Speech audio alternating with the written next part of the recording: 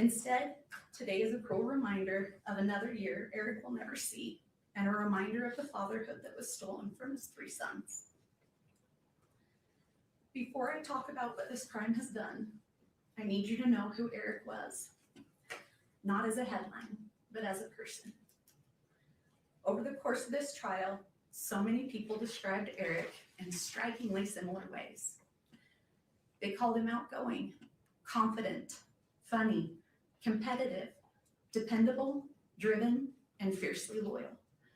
He was a leader, a hard worker, a rancher, a businessman, a coach, a best friend, a brother, a son. But more than anything, people described him as a phenomenal father. Eric had 3 sons, and he coached many of their sports teams. He was the kind of dad who showed up not just for his own children, but for everyone around them. Sometimes I think about all the children who lost him too, the kids he coached, mentored, and believed in. I cannot imagine the confusion and heartbreak they felt when someone who had become such a steady and trusted part of their lives was suddenly gone. Eric was a real person, a deeply loved person, and the loss of him echoes through every life he touched. On my 16th birthday, I was sitting in my 10th grade English class when I got a text from Eric that said, "Come outside." I walked out, and there was Eric, standing with flowers and that mischievous grin we all knew. I asked what he was doing there, and he just said, "Let's go. We've got to get a little mud on your tires." I had just bought my first truck, a used Ford F-150. Eric took me up into the mountains, and we took that truck off-roading for the first time. It was exhilarating and terrifying, but I felt safe because he was there. That was Eric. He made life bigger. He made people feel brave, and he protected the people he loved. That is the brother I lost, and that is the father his boys lost. In 2023, I told this court that I was tormented by the sequence of events of that night. Today, that torment has not faded. I still wonder when Eric realized he was in mortal danger. I wonder what Kouri said to him in his last moments. I'm still haunted by the question, did his boys hear their father's final struggle? If Eric had died of an illness, we would have cared for him. If it were an accident, there would have been kindness. But there is no comfort here. In his last moments, after being intentionally poisoned, my brother was faced with the ultimate betrayal. Eric's sons were 9, 7, and 5 when their world was shattered. They are now 13, 11, and 9. These are the years when a boy learns how to be a man by watching his father. What makes this crime uniquely heinous is that their grief will never pass. It will reinvent itself at every milestone. This crime didn't just happen once. It happens every single morning when those boys wake up and realize their father is still gone. They did not just lose their father, they lost the life they knew. Eric's death didn't end the harm. It began a grinding process of re-traumatization. Early in this process, I remember being told this case would be a marathon, not a sprint. We did not understand how every hearing, filing, delay, and public narrative would reopen wounds all over again. As if losing Eric was not painful enough, our family was then forced to grieve under public scrutiny. After the publication of the grief book, our family became the subject of public narratives, attacks, and speculation.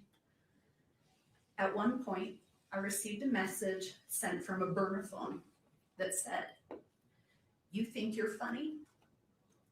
Kouri will get the last laugh. Your jealousy is as disgusting as your family." Law enforcement later confirmed through warrants that the message came from Kouri. That moment stayed with me because it captured what these years have felt like. Not just grief, but intimidation and distortion. Yes, Our family hired a private investigator. But when someone you love dies suddenly and deep in your gut, you believe something is terribly wrong, you do not stop searching for answers. The real question is not why would you investigate? The real question is, what wouldn't you do? What wouldn't you do for your brother, for the truth? I also feel compelled to address the emotional toll of the trial itself. As the designated victim representative, and more importantly as Eric's sister, I have a right to be present in the courtroom. Yet during the proceedings, I was essentially kept in the dark. Due to the courtroom layout, I could not see the exhibits or the evidence.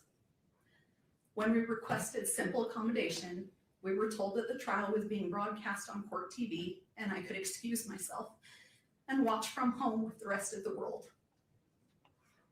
Being told that my right to be here was interchangeable with a television broadcast was a profound violation. I did not want to watch Eric's life and death as content from my couch. I didn't want to go home after a grueling day and listen and watch it all over again. I had a right to be here, to face the evidence directly. Still, to this day, I have not been able to rewatch the trial because it's so time-consuming and painful to relive. I still have not seen all the evidence that was presented. Your Honor, I need to say this clearly. Someday, those boys will grow up and look back at the records of this trial. I need the truth to be the only thing they find. The claims made against Eric's character were not just legal defenses, they were acts of secondary violence. Eric was a protector, not a predator. These lies were a desperate attempt to justify the unjustifiable, and they have added a layer of cruelty to our grief that is nearly impossible to bear. I also need to correct the record on a few misrepresentations. First, the prenup. It was provided well before the wedding, not in a last-minute way. Second, the incident between Kouri and me. I never touched her. Kouri pled guilty to assaulting me. Yet she and her circle have continued to spread false narratives. This is a pattern of distortion that has kept our family trapped in conflict. There is something that has haunted me for years. And I found out Katie was the exact same today. I begged Eric to leave too. I begged him to divorce her, but Eric was trying to protect his boys. People often struggle to recognize intimate partner violence when the victim is a man. But Eric's actions spoke for themselves. He documented conversations. He tried to protect himself. He knew after Valentine's Day that she had tried to poison him, but he also believed that if he left, he could not fully protect his children. So he stayed because he was trying to keep them safe. This trauma has seeped into every corner of my life. And also, it has also deeply affected my own family and marriage. My husband, William, watched me be consumed by the pursuit of justice. For 4 years, we have lived in a constant state of stress, grief, and emotional exhaustion. I lost my job as a professor at Montana Tech University on the very day I was subpoenaed to appear in this court. Eric was so proud of me earning my PhD, and teaching students was something I loved and that made me proud. It now seems like another thing that Kouri's actions have taken away from me. But the most devastating loss is one that isn't in any police report. Because of the unrelenting stress of this investigation and the constant attacks on our family, I suffered a traumatic miscarriage of twins. We lost our children. We lost the future we were building. Kouri's actions didn't just end one life. They reached out and stifled the lives of my unborn children as well. That loss lives inside this tragedy too. Eric's murder did not just take someone from my life. It plunged me into a darkness. It stole the light I once carried. It erased the future I had planned. Every day, I wake up and step into this same crushing emptiness, where time itself feels frozen and meaningless. The laughter of my future children, the warmth of my family, the simple joy of waking to a new morning, all of it has been devoured by this crime. This grief is limitless, resembling the ocean. Sometimes it softly touches the shore, other times it pounds against it with fierce force. Occasionally, it surges like a massive tsunami, overwhelming everything. These changes can occur suddenly, and like the ocean, it cannot be controlled. I didn't just lose my brother. I lost my sister-in-law. I lost someone I considered my friend. We'd have good times together. That loss is so complicated now, Your Honor, because it forces you to grieve someone who is still alive while facing the horror of what they have done. It is grief that doesn't resolve. It just sits there heavy every day. This crime has fractured our family in ways outsiders cannot understand. One of the most painful realities is that my husband and I do not get to see our nephews. This tragedy has created a wall of trauma between us, and that feels impossible to climb. Because of this crime, we are no longer present in those boys' lives the way Eric would have wanted. In 2023, I told this court I never knew evil like this existed. Everything I have witnessed since has confirmed that. Kouri did not just kill Eric, she attempted to kill the spirit of everyone who loved him. She lied to his children, she lied to the world, and has shown no remorse while dancing on his grave for profit. Your Honor, a parole-eligible sentence is not a conclusion. It is a reoccurring nightmare. It guarantees that every few years, Eric's sons will be notified that their father's murderer is seeking freedom. It forces them to relive the trauma repeatedly for decades. Eric died trying to be his children's shield. He can no longer protect them, so now the responsibility falls to this court. I ask you to provide these boys with the finality and safety they deserve. I ask you to ensure that the noise of Kouri Richins never enters their lives again. For the years of suffering we've endured, for the children who will grow up without their father, and for the life she stole from Eric and the peace she stole from us, I respectfully ask that you sentence Kouri Richins to life without the possibility of parole. Happy birthday, Rico. Thank you.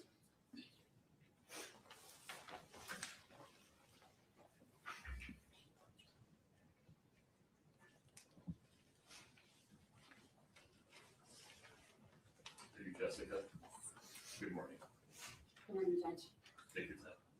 My name is Jessica Black. I'm a licensed clinical mental health therapist and a registered therapist. Myself and my colleagues are here today to read the victim impact statements for 3 children. We are here as advocates on their behalf. After a developmentally appropriate process, the boys were able to decide individually how they wanted to share their statements, and this is what they chose. Our roles are to read their words exactly as they wrote. The boys want the court and the world to hear their side. This is from WR. I woke up to sirens, and there were a lot of people at my house, and I was definitely scared. I felt confused. I was in a bedroom with my brothers, and I didn't know what was happening. At first, I was really scared because I didn't know what was happening, and I had no control, and I felt helpless. I felt really overwhelmed. After my dad died, Kouri would put us in the basement while she was with the neighbor. I felt scared because I thought something really bad was happening again. She would take me to places that smelled really bad.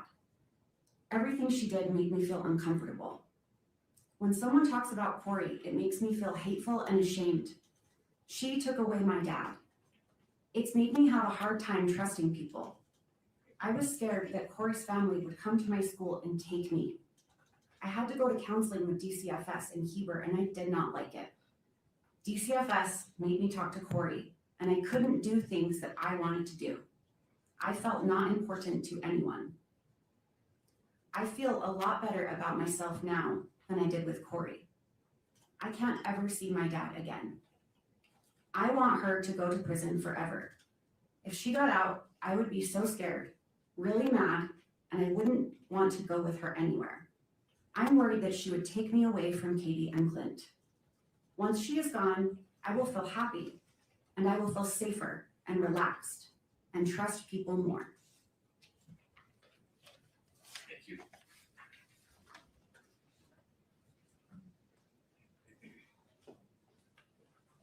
Christina. Your Honor, I am Christina Green. I'm a licensed clinical social worker, registered plea therapist, and I will be reading for AR. You took away my dad for no reason other than greed, and you only cared about yourself and your stupid boyfriends. You were not caring and watching over me and my brothers. I had to be a parent to W. C and I would walk him to the bus stop, feed him, and watch him. You were not concerned about our health. When we got hurt, you didn't even care. When C got run over by a side-by-side, you still made him go to the soccer game that day without taking him to the doctors first. You would lock C in his room, and I would have to go to the kitchen and bring him food. You shamed us when we didn't want to eat uncooked lasagna you made. We threw it away because we couldn't eat it. Then you made us watch videos of children starving in war areas. You wanted to scare us into eating something that wasn't cooked. You wouldn't let our dog outside, and then the dog would pee inside. You created this problem, then you would smack my dog on the head as hard as you could. You wouldn't let me put my kitten in the garage for safety at night, and we found it eaten by raccoons the next day. You wouldn't let us turn on and use the heater lamp for the chickens and bunnies, and they froze to death. You would always argue with my dad and lock the door. You were not playing the role as a real mother does. You were doing the opposite. Now my dad can't be my coach anymore, can't be at any of my games. He won't be at my birthdays. He can't teach me how to drive. He won't be at my graduation, and he can't take me camping or fishing. You made me paranoid about sleeping on my dad's side of the bed by saying I might die or get harmed when I was just trying to be close to my dad after you killed him. You took away everything from me and my brothers. I don't want you out of jail because I will not feel safe if you are out. You have never said sorry for anything that you have done to me and my brothers. I don't want you to hurt anyone again. I know that you will need to stay in jail to fully take accountability for what you did to me, C, W, and my dad. With you in jail, I will be able to continue to feel safe and live a happy and successful life without fear of you hurting me or anyone I love. Thank you, Your Honor. Thank you.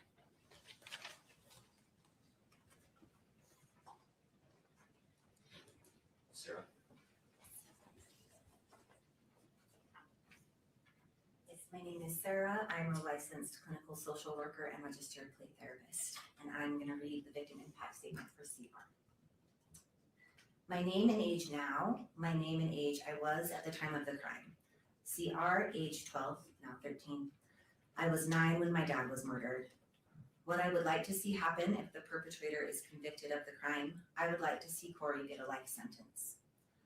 My thoughts regarding an appropriate sentence for the person who is accused of this crime and if they are found guilty. I think Kouri should get a life sentence because what she did is very sick, because it had no reason to happen and it impacted a bunch of people, including me. These are some reasons why I think she should have a life sentence. The information I feel is important for the judge to be aware of in sentencing. I think the judge should know that my dad was a good person and very thoughtful and kind and helped whoever needed help. He was always taking the extra mile to help people. My physical injuries as a result of this crime are as follows. I was sleeping and then I went to get a drink of water, then went back to bed. And when I woke up shaking and Bailey called the ambulance and they came and I couldn't talk for a while, I think Kouri had something to do with it because she didn't call the ambulance. She called Bailey and Bailey called the ambulance. At the ER, Kouri resisted to have my blood drawn, and kids who usually have this kind of seizure is when they are a few months old to a year old. I learned later that Kouri bought more fentanyl and had it in the house when this happened.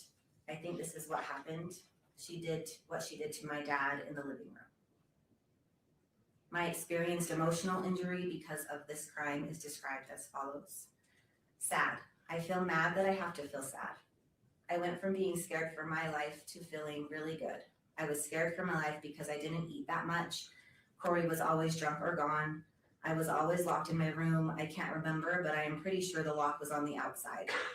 Kouri threatened she would kill my lizard because we didn't want to watch some weird show with her. All of our chickens died because there was no food or water. My rabbit died because we didn't have food or water.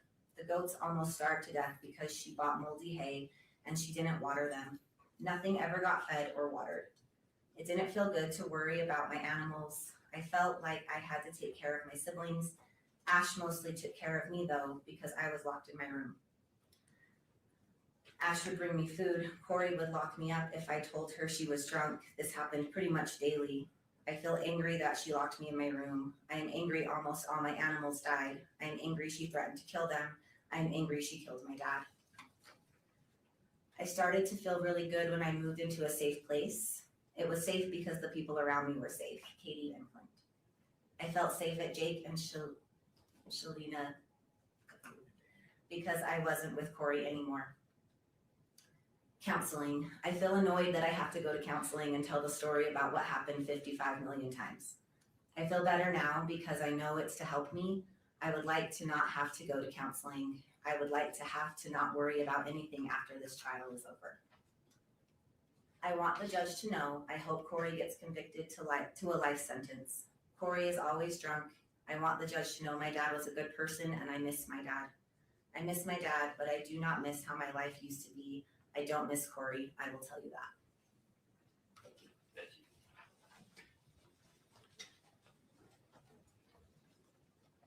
Mr. Bloodworth, anything further from the state? Your Honor, the state moves to admit state sentencing exhibits A through I previously provided to the court and defense. I have copies now I can bring to the court. Any objection, Ms. Nestor? Yes, we do object to some of those being on the public docket. And we can, if we want to take a break, we can go through that with the prosecution. I actually sent him an email asking if they would be filed publicly. His response was no. So I was unaware that he was going to do that. Admitting them and filing them publicly are two different things. Any objection to their admission? Not to their admission, only to their public filing. Your Honor. Okay, we can work that out. States A through I are admitted. I need a break. We'll be in recess until 11:10. If during that break you and Ms. Nestor would come to some consensus about what the defense wants to have listed as private and or protected depending on the content. Your Honor, the state agrees all should be Okay, private. understood. That's the order of the court. We'll be in recess until 11:10. Follow the directions of the court security director and the bailiffs in terms of how to leave and re-enter the courtroom. Thank you.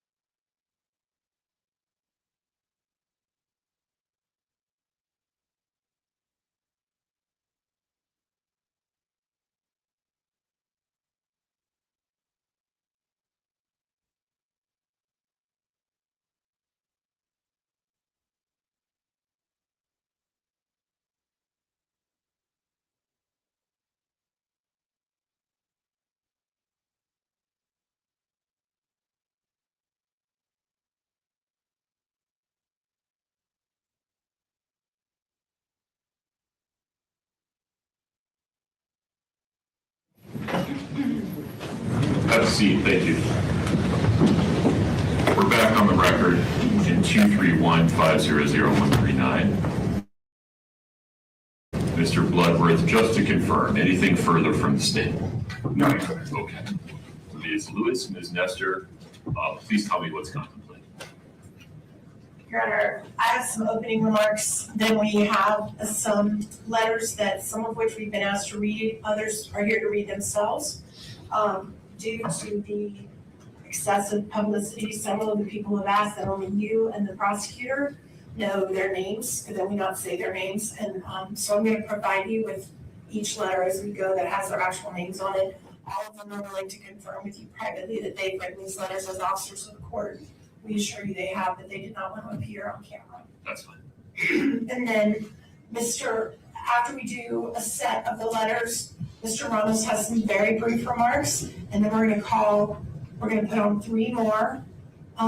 Then Ms. Lewis will close out remarks, and then Ms. Richins will do her allocution at the very end, Understood. if that's sufficient. Please. Thank you.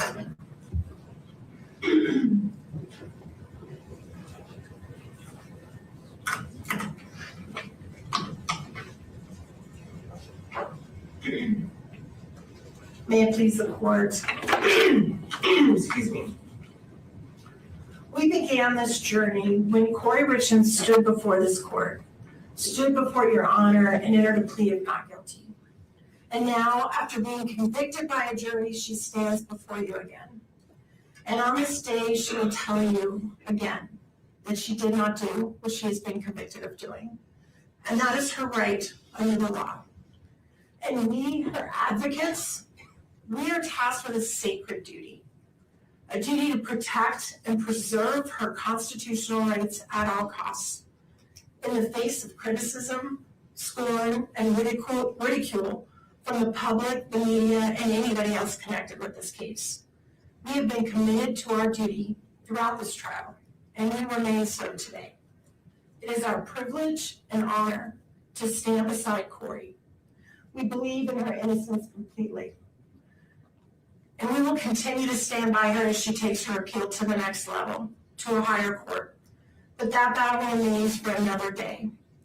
Today, she stands before you, convicted by a jury of 5 felony counts. We recognize and honor that this court is also tasked with a sacred duty, a duty under the Constitution and laws of our state to decide the appropriate sentence in light of Ms. Richins' convictions. The enormity of that responsibility cannot be denied. Everything we will present to your honor today is submitted for your consideration with an abiding faith in the court's commitment to its sacred duty, and in the prayerful hope that mercy will prevail over calls for retribution. As the state has conceded in their briefing, in order to decide an appropriate sentence, it is right and just for this court to look not only at the conduct for which Kouri Richins has been convicted, but also at her entire life. The good things she has done, making her worthy of the mercy of this court.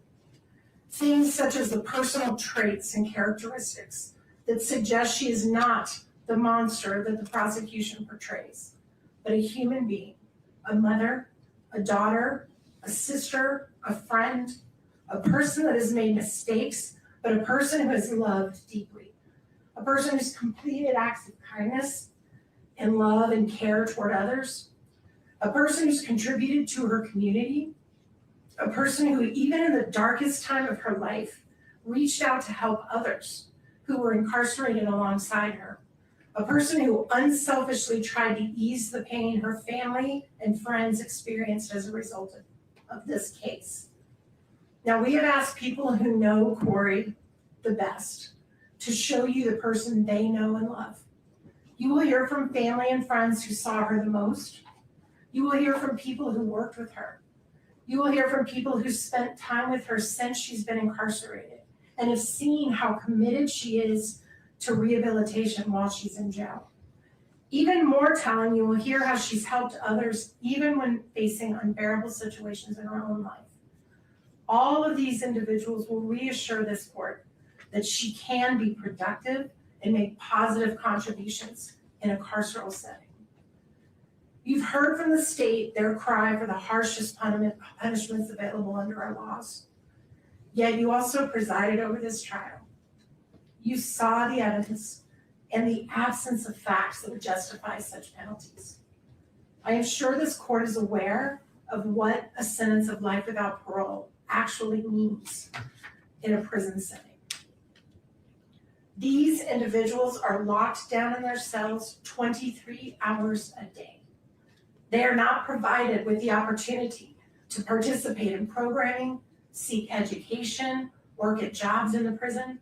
For all intents and purposes, they are treated as death row inmates. They are denied in-person visitation.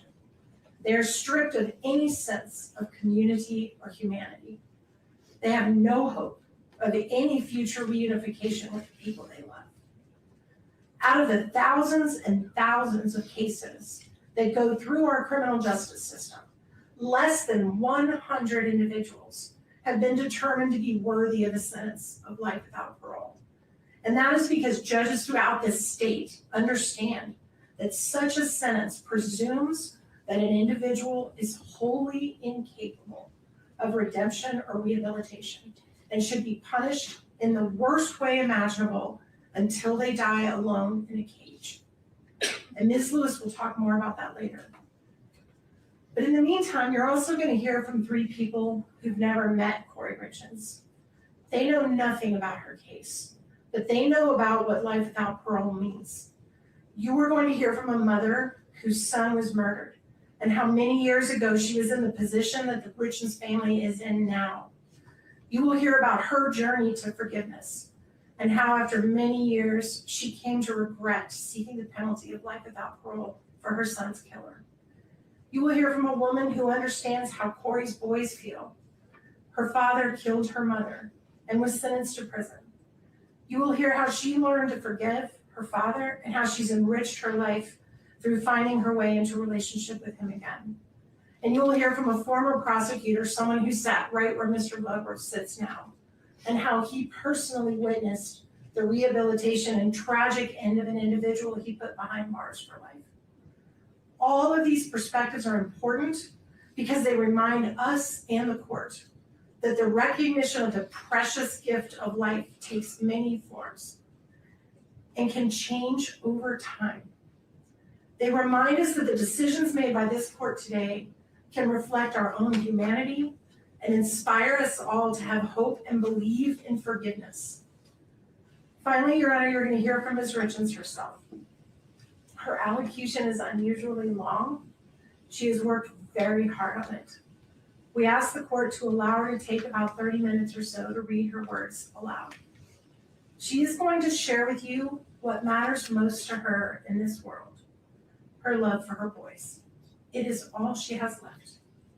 Everything else she has ever held dear in her life has been stripped from her.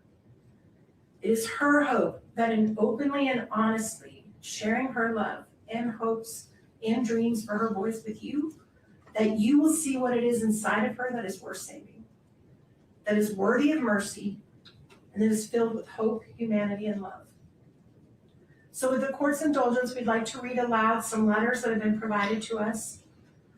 As I discussed, some have asked us to read it and only share the names with you in the prosecution.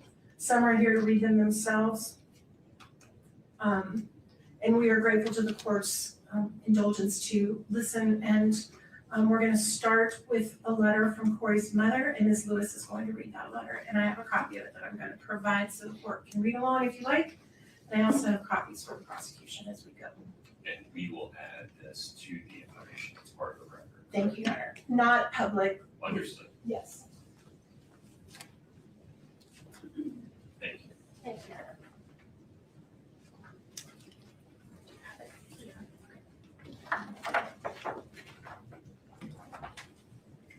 Good morning, Your Honor. Kouri's mother, Lisa Dark, is here in the courtroom. She's actually, I feel, given me the privilege to read her words. She was concerned about her ability to read the person. Your Honor, Kouri is my daughter. I write to you today carrying grief that words struggle to hold. First and foremost, I want to acknowledge the loss of Eric. He was my son-in-law, my friend, and a truly wonderful father. Eric had a kind heart and a generous spirit. He was deeply loved, and he will never be forgotten by me or by the many people whose lives he touched. Eric once saved my life, and I have carried that gratitude with me every day since. His legacy lives on most clearly through the 3 beautiful boys he left behind. Your Honor, I speak today as a mother and as a grandmother. The children are my greatest concerns. These 3 boys have endured unimaginable loss and upheaval in their young lives. They lost their father, then their mother, then the sense of safety and continuity every child deserves. Their world has changed again and again through no choice of their own. Whatever sentence is imposed will shape their lives forever. Whatever sentence is imposed, that was their choice. I will continue to watch the boys grow, whether at school events, or sporting activities, and throughout their lives. I will keep them in my prayers, hoping they grow into emotionally stable and resilient young men. Kouri is more than the worst day of her life. She is a mother who has devoted herself to her children since the day they were born. Before all of this, she was deeply involved in their schooling, their sports, their faith, and their community. She coached teams, volunteered weekly at school, led youth programs, and taught her boys compassion through service, from food banks to flood relief to helping firefighters and families in need. Her life centered on her family and on helping others. In many ways, everyone impacted by this case has suffered loss. However, the greatest burden has fallen on 3 innocent children. These boys have experienced repeated disruption and trauma at an age when stability is essential. Before these events, they lived in a loving home with 2 devoted parents. They were surrounded by family, supported emotionally and financially, and deeply connected to both their mother and father. Their lives revolved around school, sports, family traditions, and feeling safe and loved. That sense of security was taken from them in stages. First, they lost their father suddenly and without preparation. They were informed by officials rather than being guided gently by a parent, a moment that forever changed their childhood. Their mother then spent more than a year helping them navigate grief, modeling compassion and emotional resilience, and working closely with them to understand loss in age-appropriate ways. She even found creative ways to help them cope emotionally during this painful period. Then, they lost daily access to their mother. Once again, they were told life-altering news by strangers rather than family. The boys were moved between placements, disrupting routines and emotional progress, despite beginning to feel settled and supported. Throughout this time, they maintained a meaningful and positive relationship with their mother through letters, phone calls, visits, and counseling. Later, they were moved again, against their expressed wishes, away from family caregivers and trusted relationships. Each transition compounded their confusion, anxiety, and grief. Children need continuity to heal, yet these boys have experienced repeated separations from the people they rely on most. As a grandmother who helped raise these children, I have also lost daily contact with them. They were a central part of my life, just as I was part of theirs. The separation from their maternal family has been devastating, not only to me, but to the boys themselves, who deserve access to all safe and loving family connections. Your Honor, these children have already endured more than most adults will in a lifetime. Being placed in the middle of adult proceedings and repeatedly confronted with painful realities risks further emotional harm. They love their mother. They need reassurance, not fear, healing, not more loss. I ask the court to carefully consider the cumulative impact on these children and the importance of preserving their emotional well-being and future stability when determining your appropriate sentence. Your Honor, I ask the court to take a moment to consider Kouri Richins as a whole person, beyond headlines or assumptions, and to understand the life she built before this case. Kouri has been driven, disciplined, and committed to growth from a young age. She graduated from high school in 2007, completing her studies a year early. She continued her education and earned her associate's degree in 2010. In 2012, she obtained her bachelor's degree. The same year, she became a mother for the first time. In 2013, Kouri married Eric, and together they began building a family. Their second son was born in 2014. Kouri continued pursuing education while raising her children, earning her master's degree in 2017, followed by the birth of their third son shortly thereafter. Professionally, Kouri has consistently worked to better herself and provide for her family. She obtained her real estate license in 2019 and later earned her general contractor's license in 2021, achievements that reflected her work ethic, independence, and determination. In 2022, Kouri experienced a devastating loss with the sudden death of her husband. Despite profound grief, she sought constructive ways to cope and help others, publishing a children's book in 2023 focused on helping children process loss. After her arrest in 2023, Kouri did not retreat from self-improvement. While incarcerated, she earned her paralegal certificate in 2025. In 2026, she completed her MBA, pursuing education under extraordinarily difficult circumstances. She continues to seek opportunities for further education, demonstrating perseverance and a commitment to growth. Your Honor, this timeline reflects a pattern of responsibility, resilience, and continued effort to better herself, even in the most challenging moments of her life. I would like to illustrate Kouri's character through her actions and the way she lived her life, particularly as a wife, mother, and member of her community. Kouri was deeply devoted to her family. She was a committed wife to Eric and a hands-on present mother to their 3 sons. Their marriage was built on partnership and mutual support. Kouri consistently supported Eric in his career, hobbies, and interests, including his involvement in sports and coaching. She encouraged his passions and stood by him throughout their life together. In return, Eric expressed his commitment to caring for his wife and children, and their shared priorities were apparent in the way they lived and parented. As parents, Kouri and Eric focused on raising kind, engaged, and active children. Kouri was closely involved in her son's education, sports, and activities. She volunteered weekly at their school, coached youth soccer and basketball, served as a scout leader, and was present at practices, games, and events. Her time, energy, and focus were always directed toward her children's well-being and development. Beyond her immediate family, Kouri consistently showed compassion for others. She was active in community service and believed strongly in teaching her children empathy through example. Together, they volunteered at food banks, participated in flood relief by filling sandbags for elderly residents, baked cookies for firefighters during fire season, and assembled care packages for families and individuals in need. She also helped ensure that children in the community had proper winter clothes by donating nearly 100 pairs of snow boots to a local elementary school. During the holidays, Kouri made extraordinary efforts to help others, purchasing, wrapping, and delivering hundreds of gifts to families who were struggling. She also demonstrated thoughtfulness in her extended work family by assembling personalized gift boxes and organizing holiday gatherings to bring people together. In 2023, following her husband's death, Kouri published a children's book designed to help grieving children process loss. She donated hundreds of copies to children who had lost a parent and visited schools to read to students dealing with grief. Although the book achieved some commercial success, her intention was not profit. It was to help children feel less alone during one of the most difficult experiences a child can face. Kouri has always viewed her greatest accomplishment as her family, her husband, her children, and the home they built together. Her loyalty to her family is unwavering.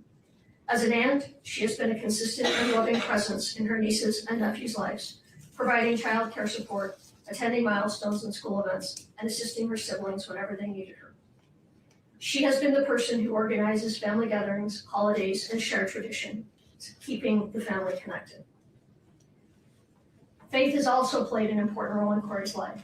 She and her children regularly attended church and participated in faith-based community activities, reinforcing values of service, compassion, and responsibility. Your Honor, these are not isolated gestures. They reflect a long-standing pattern of generosity, responsibility, and care for others. Kouri's life before this case was defined by service to her family and community, and by her commitment to raising her children to be compassionate and engaged members of society.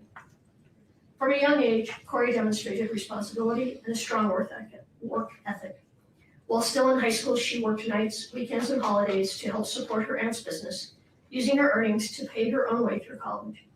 That sense of responsibility never diminished. She continued to support extended family members whenever they needed help. Only 3 weeks after losing her husband, Kouri faced another profound loss with the death of her uncle. Even while grieving deeply herself, she stepped forward to help her aunt by taking on the responsibility of planning the funeral. This pattern, putting others' needs ahead of her own pain, has been consistent throughout her life. Kouri has always believed that no one should have to navigate grief or hardship alone. Kouri and I share an exceptionally close relationship as mother and daughter. She has stood beside me during some of the most difficult moments of my life, including surgeries and radiation treatments, providing care, support, and comfort without hesitation. Our relationship is built on mutual reliance, trust, and love. I, in turn, have played an active role in her family's life, helping care for Eric, the boys, and Kouri, and being deeply involved in their daily lives. Kouri also shares a strong bond with her brother. Though close in age, and like many siblings growing up, it was the loss of their father shortly after high school that solidified their understanding of the importance of family. Since then, the relationship has only grown stronger. They have supported each other through life's milestones, challenges, and joys. As a mother, Kouri has always made sure her children felt surrounded by family. She intentionally included her brother in holidays, family gatherings, and everyday moments, reinforcing the value of connection and belonging. She welcomed her brother's wife into the family from the very beginning, making a deliberate effort to ensure she felt included and supported. She has constantly offered help with family milestones, celebrations, and responsibilities, always striving to ease stress for others. Kouri takes pride in maintaining a close-knit family. She believes that shared time, whether during holidays, sporting events, small gatherings, or simply simple evenings together, is essential. Creating those moments of connection has always mattered deeply to her, and she has worked intentionally to keep her family united. Kouri played an important and deeply integrated role within the Richins family, particularly during times of hardship. When Eric's mother passed away in Hawaii, Kouri provided steady emotional support to the entire family and assisted in organizing funeral arrangements, stepping in wherever help was needed during a very painful period. Her commitment to Eric's family was genuine and enduring. At one point, Eric's mother expressed that Kouri was not simply her daughter-in-law, but her daughter, a reflection of the closeness and trust Kouri had earned within the family. Kouri and Eric prioritized time with extended family, creating meaningful memories together, including regular visits to St. George, Utah, to spend time with Eric's grandmother. When one of Eric's sisters faced unemployment, Kouri helped her secure work at the hospital where she herself was employed. She also routinely provided childcare for her sister-in-law's children, allowing them time together as a couple. Her involvement went beyond logistical help. She always participated in family milestones, including serving in a bridal party and assisting with wedding planning for another of Eric's sisters. During a particularly difficult period in that sister's life, Kouri accompanied her to a self-help retreat, offering both emotional support and companionship. Within the Richins family, Kouri often served as a source of calm and connection. She consistently worked to ease tensions, provide comfort, and maintain relationships during challenging moments. Her efforts contribute significantly to the overall well-being of the family. Kouri's compassion extended well beyond her immediate and extended family. She opened her home to the parents of a friend whose house had been damaged, offering them a safe place during a difficult time. When another friend's parents lacked firewood, their sole source of heat during the winter, Kouri arranged for a truckload of wood to ensure they stayed warm. She maintained close, supportive friendships, participated fully in friends' major life events, and was actively involved in the lives of their children. As a neighbor, Kouri was equally attentive and caring. Her home was offering a gathering place for neighborhood children, and she routinely prepared meals for parents working late or offered help to neighbors facing illness, including one undergoing chemotherapy. Her generosity was never performative. It was quiet, consistent, and motivated by genuine concern for others. Kouri is not a perfect person, but she is an authentic one. Her life has been marked by steady acts of kindness, loyalty, and service toward her family, her friends, and her community. She has always found purpose in easing the burden of others and helping people through difficult moments. Following Kouri's separation from her children, they were placed in a living situation that differed from what they expressed as their preference, despite having strong and meaningful bonds with extended family who had long played an active role in helping raise them. As young children, they had little control over these decisions, which added to their sense of uncertainty and loss. Kouri's sons are now facing significant emotional challenges in their day-to-day lives. They are processing grief, separation, and repeated changes, all at an age when stability is critical. Like their mother, Kouri's eldest son is especially sensitive and expressive, and he has struggled deeply with these transitions. All three boys are currently receiving counseling, which has been essential in helping them cope. Kouri has consistently supported therapeutic intervention and has emphasized the importance of counseling, not only for each child individually, but for the family as a whole. In particular, she has advocated for additional individual support for her eldest child, recognizing his specific emotional needs. The circumstances surrounding their separation and the rules governing communications have made it difficult for Kouri and her children to openly share their feelings with one another. This limitation has taken an emotional toll on both the boys and their mother. Important thoughts, reassurances, and emotions often remain unspoken, creating additional stress and sadness. As a mother, Kouri experiences deep anguish over her inability to comfort her children as she once did. She worries constantly about their emotional well-being and struggles with the pain of knowing they are hurting while being unable to fully support them. Her concern for her sons remains constant and unwavering. Kouri has endured profound emotional and personal suffering since the loss of her husband. She is grieving the absence of the man she loved and built a life with, while navigating separation from her children and family under intense public scrutiny. The weight of these losses is immense, and it has affected not only Kouri, but her entire family, her mother, her children, and those who love her. Despite being incarcerated, Kouri has continued to demonstrate resilience and personal responsibility. Within the confines of jail, she has dedicated herself to education and self-improvement, using her time to study and work toward meaningful goals. These efforts reflect her character and her desire to grow, contribute, and remain a constructive presence, even under extremely difficult circumstances. Like many marriages, Kouri and Eric faced challenges. When difficulties arose, they chose to address them responsibly by seeking marriage counseling rather than turning away from one another. Those efforts strengthened their relationship. By all accounts from those closest to them, they were in a period of renewed connection and commitment, focused on their family and their future together. Your Honor, I stand before you as Kouri's mother. I love my daughter. I have known her for her entire life, not just through this case. I cannot speak to every aspect of what the court has considered, but I can speak to who she is as a human being, as a mother, and as a member of her family. I do not believe that Kouri did this, nor do I believe Kouri could possibly be capable of this crime. I can't validate what she did financially one way or another, and that's something Kouri will have to live with. I respectfully ask the court to consider a sentence that holds Kouri accountable for the jury's verdict while still allowing for the possibility of mercy and hope. A sentence without the opportunity for parole would permanently separate her from her children and leave no room for redemption.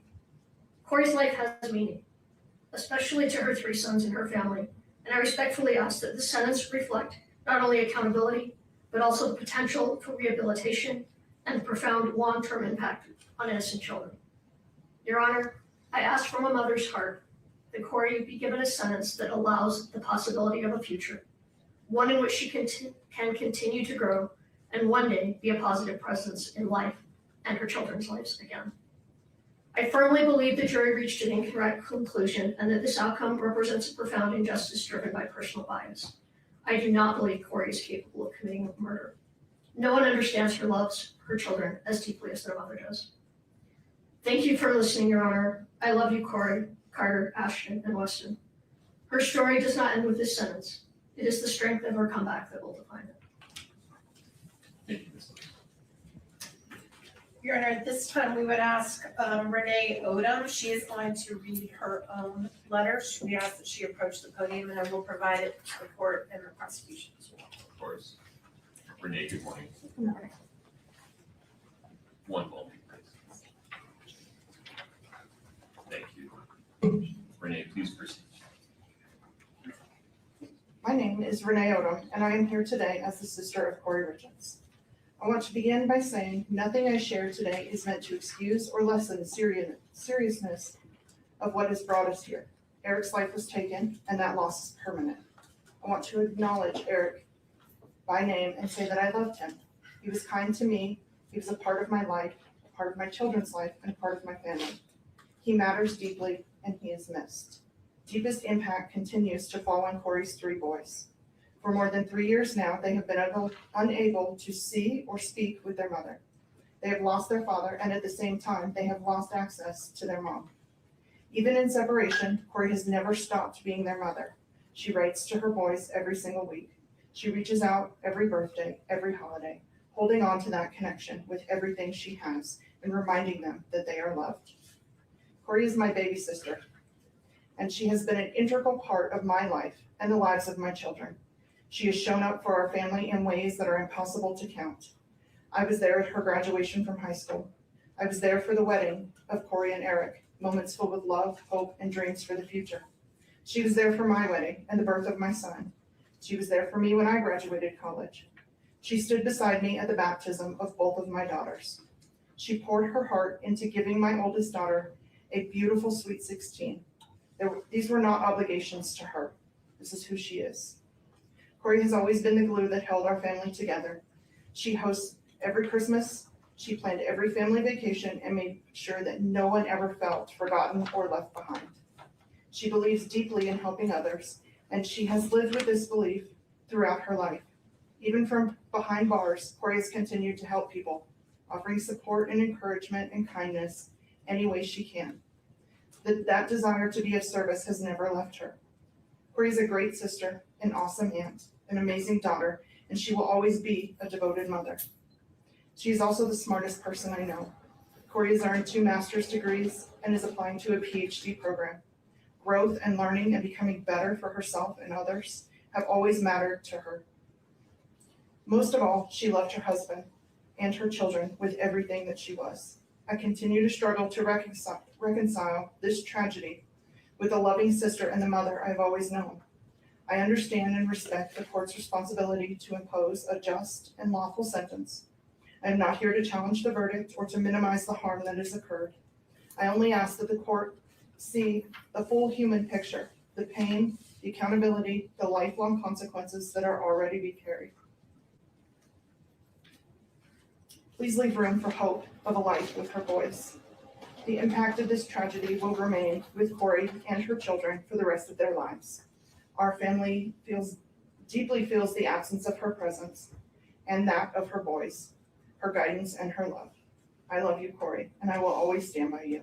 Thank you, Your Honor, for letting me speak and considering my words.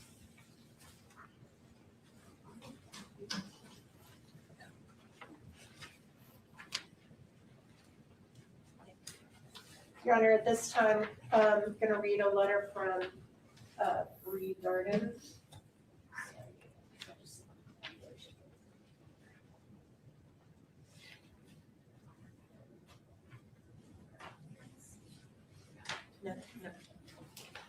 Your Honor, at this time, we'd like to read a brief letter from Kouri Darden. That is Kouri's sister-in-law, who also worked with her at her real estate business. I know Your Honor heard some testimony about that.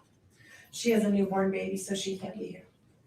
Your Honor, I was introduced to the Richins family around 8 years ago, excuse me, and was able to have been around Kouri, Eric, and the boys since the youngest was 1. I spent many days, weekends, holidays, birthdays, barbecues, etc. with them all, and was able to learn so much about the family dynamic and the love they had for one another. No, their family wasn't perfect, no one's is, but those boys were loved beyond belief by both parents. Kouri and Eric did everything for the boys, to protect them, to teach them, to encourage them, to show them love, and mostly to show them 2 loving parents. My heart goes out to the 3 boys, as they do not deserve to be going through all this, as well as they do not deserve to be alienated from one side of their family. I miss them dearly every day. To know Kouri is to know the love she has in her heart. Kouri is one of the most selfless and caring people I know. She lived for those boys and lived to be the best wife she could be. Yes, she made mistakes in her marriage, as we know, so did Eric. But at the end of the day, they chose each other and their family. As a loving mother, exceptional caretaker, and benevolent humanitarian, Kouri was truly a devoted volunteer. She never stood still when she knew she could help another, embodying the definition of true character. From the moment this sudden, unexplainable tragedy occurred, there has been a distaste for Kouri for personal reasons rather than factual reasons. From allegations made by individuals she regarded as family, to authorities not conducting a systemically correct investigation and then not being given a suitable, unbiased venire. The conclusion of this case seemed inevitable. Although I'm not here to argue the verdict, I am here to help provide perspective on views you are unable to hear about. Kouri is a mother, a sister, a daughter, an aunt, widow, and at the end of the day, an imperfect person striving for grace. She is someone whom the community trusted, neighbors enjoyed, and her boys counted on as a supporter. I respectfully ask that the court consider the totality of her character and her full life history when making a determination. Your Honor, the next individual that spoke is Kouri's aunt. This is Lisa's sister. Her name is Doreen Kouri.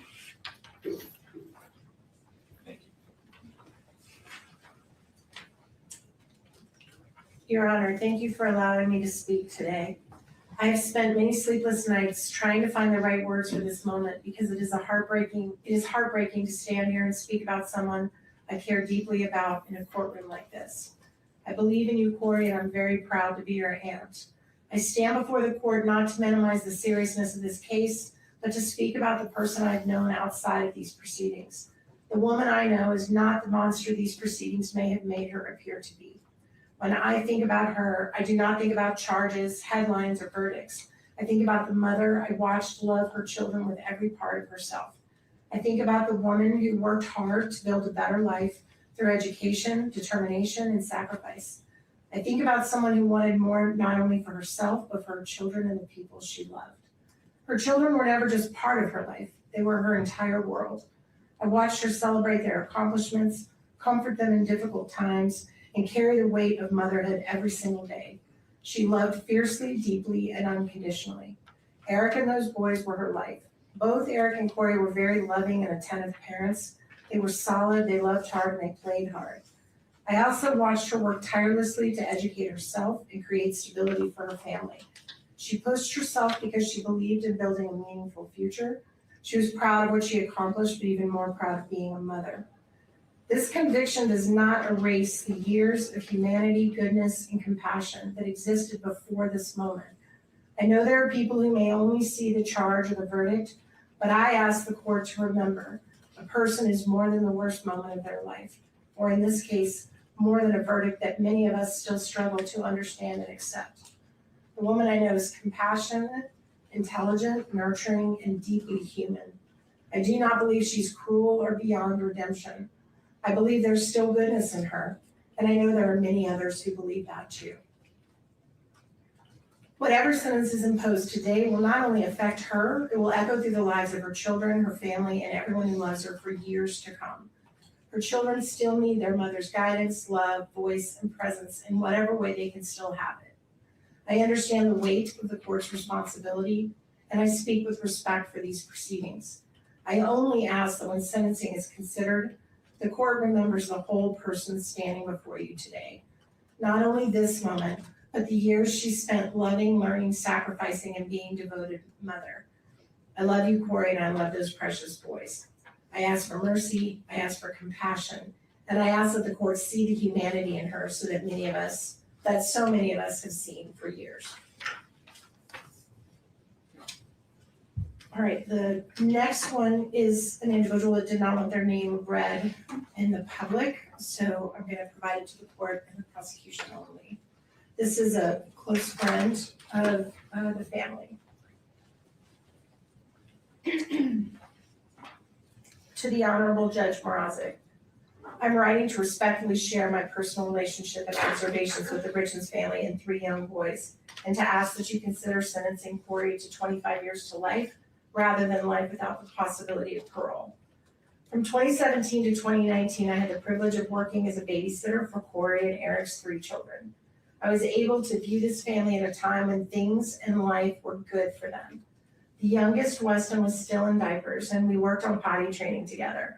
What struck me most during that time was the stable, loving, and orderly home the 3 boys had to grow up in. Kouri was a young mother, close in age to 2 of my own children, and she'd established a true house of order. The home was beautifully decorated. I particularly remember the bright fall decor. The walls were lined with photos of the boys at different ages, and they had a wonderful playroom over the garage. The family worked together, played hard together, and clearly loved one another. I recognized the effort and pride in caring for her family. When she was out of town one week, she left detailed meal plans for me to use the crock pot, so Eric could come home each night to dinner with the boys. Those meals were so good that I replicated them for my own family. I was so impressed by her age progression photo display in the hallway that I had canvases made of my own grandchildren in a similar fashion. I even copied some of her simple but festive fall decorations and bought similar cowboy kid toys for my grandchildren after seeing how much her boys enjoyed them. Kouri's positive influence extended beyond her own family. I brought many of her ideas home with me. I do not wish to minimize the tragedy of this case. I watched the funeral online and was heartbroken, especially hearing young Carter say he would now be the man of the house. I believe Kouri deeply cares for her children, and I have to believe they love her as well. 3 boys' lives will be forever affected by the court's decision. I believe in the possibility of rehabilitation and the value of preserving hope. I respectfully ask that you not eliminate the chance that one day these 3 sons would be able to make their own choice as to whether or not to have a relationship with their mother. Kouri is not a threat to society. Please give her the opportunity to serve her sentence with the possibility of someday returning to her family. Thank you for your time and considering my perspective. Your Honor, the next individual that's going to be addressing the court is going to do it himself. And that is Mr. Greg Hall, and he's here to read his statement to the court.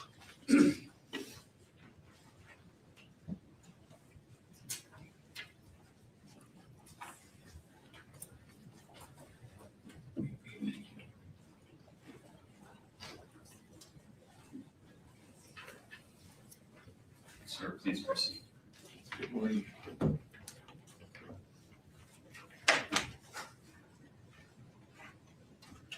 Good morning, Your Honor.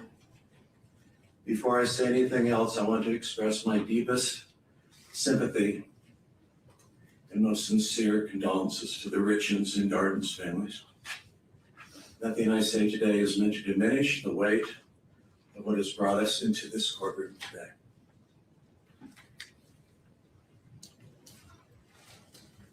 My name is Greg Hall. I have known Kouri for over 7 years, both personally and professionally. And we have stayed in daily contact by phone, text, and in-person visits throughout her entire incarceration here in Summit County. I'm here today to share with you what I have witnessed firsthand about the person I know. In the years before Kouri was incarcerated, she made a habit of looking for people who were struggling. She not only volunteered for many years at children's schools and donated, which you've heard about the 100 pairs of snow boots, but she also did follow up to make sure that those children had clothes. She has volunteered at the soup kitchen for years and brought her boys along with her because she wanted them to teach them about service and kindness to others. When Kouri found out a neighbor had been diagnosed with cancer, she anonymously arranged for a massage therapist to visit her. When my own wife was in an auto accident, a care package showed up at our home. If a family was having a difficult time purchasing a home, she would offer to take little or no commission in order to help them.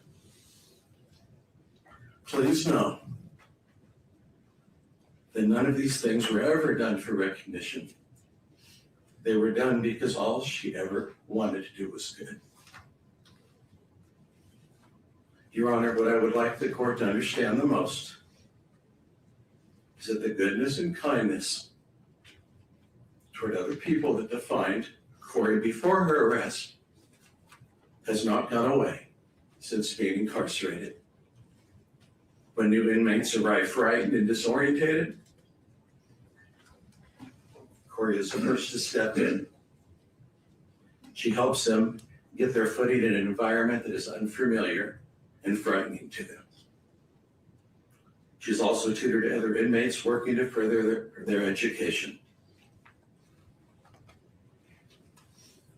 She has helped women who cannot read or write navigate through the system and draft letters to their family on the outside.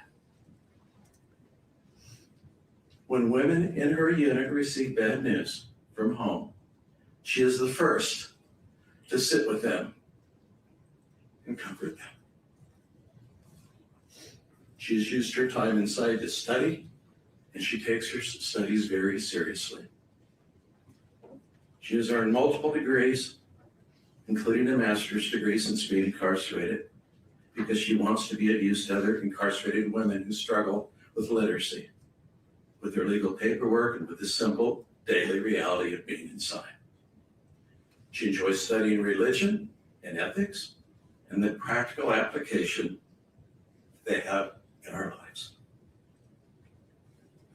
She attends weekly church services and has helped to create new programs within the jail that other inmates now rely on. She studies late into the night, every night. She prays for her boys and for her family every day. She also prays for others in need.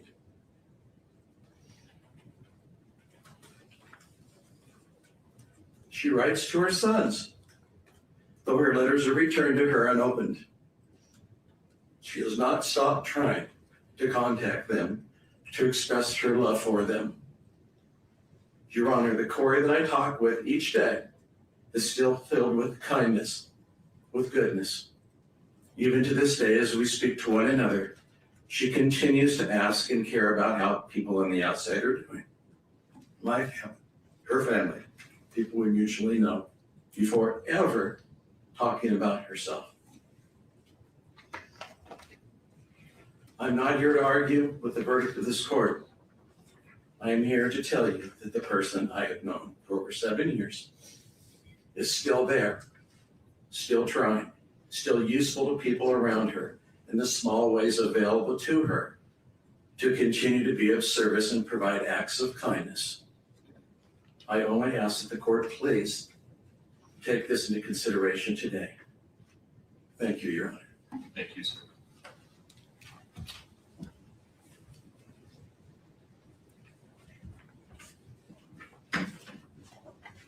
Ms. Richins, in her real estate business, both of these individuals did experience losses of money.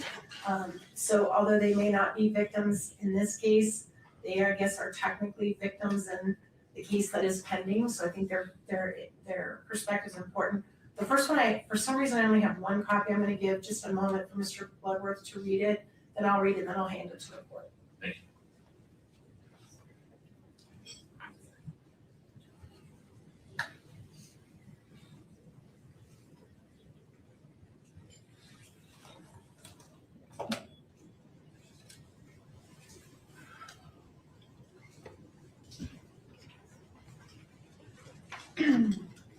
Honorable Judge Mrazek, I'm writing to you regarding whatever sentence you need to impose on Kouri Richins. I implore you to impose the lowest sentence possible, including the possibility for parole. Due to the defense resting in this case, you and the jury only heard everything negative that could possibly be said about her from the prosecution, their witnesses, and the media. There was always another side of her that was not presented. As one of the investors in some of Kouri Richins' properties, she never asked that we invest. We always asked her after seeing the quality of the work done. She had a real estate license and got a general contractor's license. Yes, we made money on some of the properties, and yes, we lost money on the legacy property due to her arrest. She made sure we were aware that we could lose our investments. During the time we did spend with her, we found her to be honest, caring, super smart, and constantly talking about her love of Eric and her children. She adores those boys and was involved in all aspects of their lives and very proud of all of them. I understand she has used the time in jail to obtain a second master's degree. I honestly believe that even spending time in prison, that she could still be a valuable and contributing member of society and hopefully one day have a relationship with her boys. I do totally understand how difficult it is to have someone's life in your hands, as I felt that weight as an Air Force flight nurse in Iraq many times, caring for our wounded warriors. We all need to have hope. Please do not take that from her, as she has already lost so much. And I'm not going to reveal the name. Thank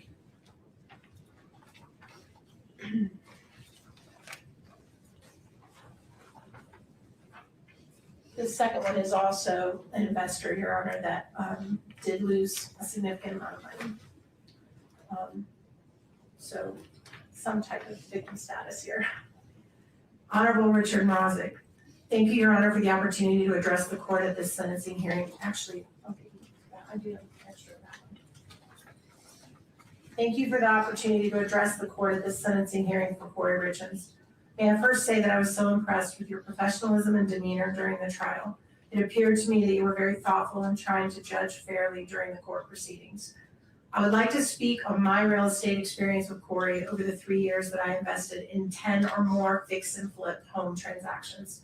My wife, my son, and I were so impressed with Kouri and the great job she did in finding and remodeling the homes that we invested in. She worked hard in making those properties look beautiful after they were remodeled, and we all made money from them.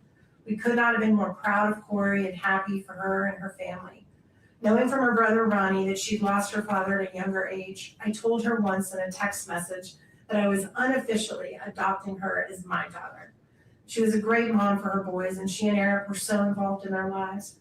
What has happened since has been a tragedy for all the families involved. I never met Eric, but knew that he and his workers helped with some of the stonework on the remodels. Kouri and Eric helped stage a house that my son and I remodeled that Kouri found for us in Ogden. She listed it and had it sold in 3 days. Those were good times when the market was great for doing fix and flips, and we all benefited from it. Unfortunately, about the time of Eric's passing, the market changed and interest rates skyrocketed. Those who had house remodel properties suddenly found the buyer's market dried up and houses were not selling. We lost money as well as many of our friends in the real estate business.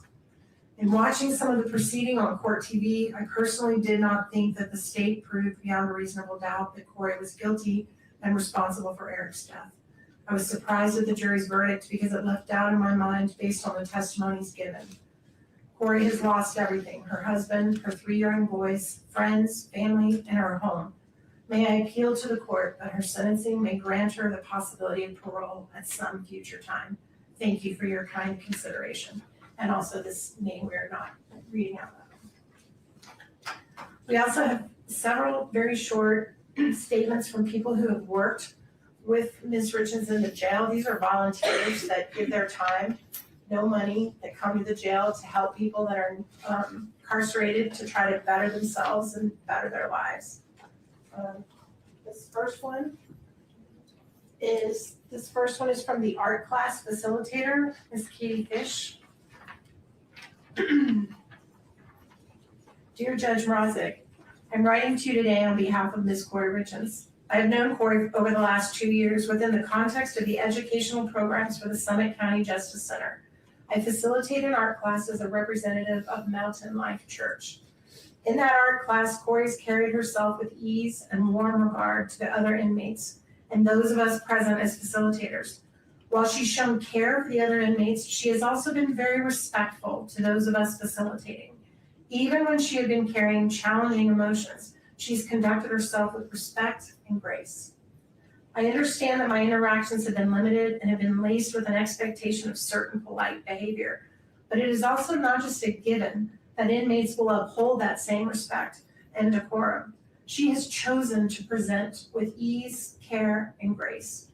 From the brief conversations we've had about her life, I do believe she is a different person from who she was before being there. I hope and pray that her heart continues to be led toward faith and transformation. Thank you for your time. The next individual is another volunteer who teaches the class of biblical truth at the jail. This individual is named Eric Aper.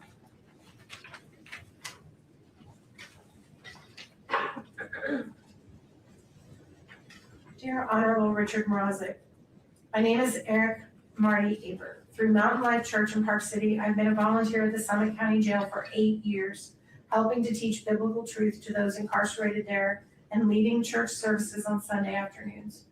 Kouri Richins has been a regular attendee of these services since May of 2023, the start of her incarceration, and has shown an amazingly consistent and upbeat, positive attitude.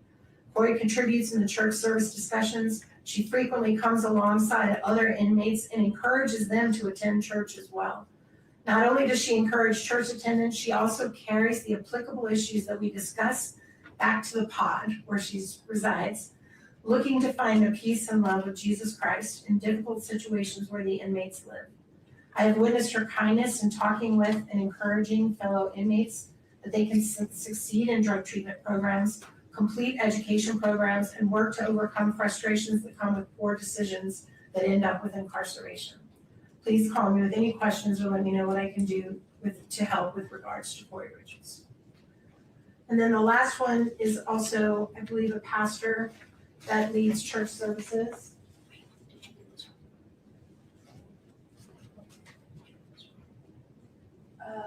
Nope, I think I might pull that out. Yeah, I do, I don't think I have that one, so I may, thank you. This next one then is from Craig Moline, who's one of the pastors as well. Can you read that while I'm doing this? To the Honorable Richard Mrazek. Your Honor, I'm one of 4 people privileged to rotate in on Sunday afternoons for Mount Life Church to lead church services with inmates at Summit County Jail. On any typical Sunday, we will pray with inmates, sing a couple of songs, no matter how bad it may sound, read a psalm and discuss it, and then teach on a subject from Scripture. For 3 years now, Kouri Richins has been in attendance to those services. We've seen her be hospitable to other inmates, inviting them to services. She's participated in discussions, and we've seen her as a help to other inmates.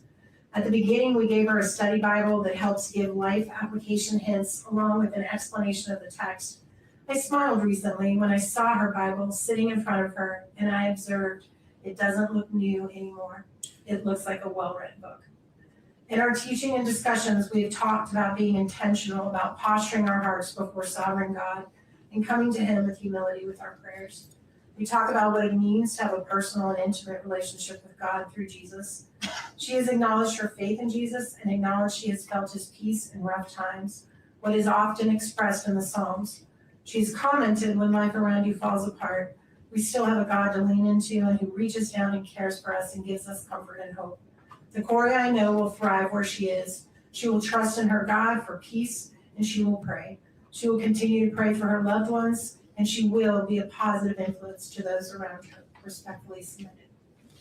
And then one last letter from the jail.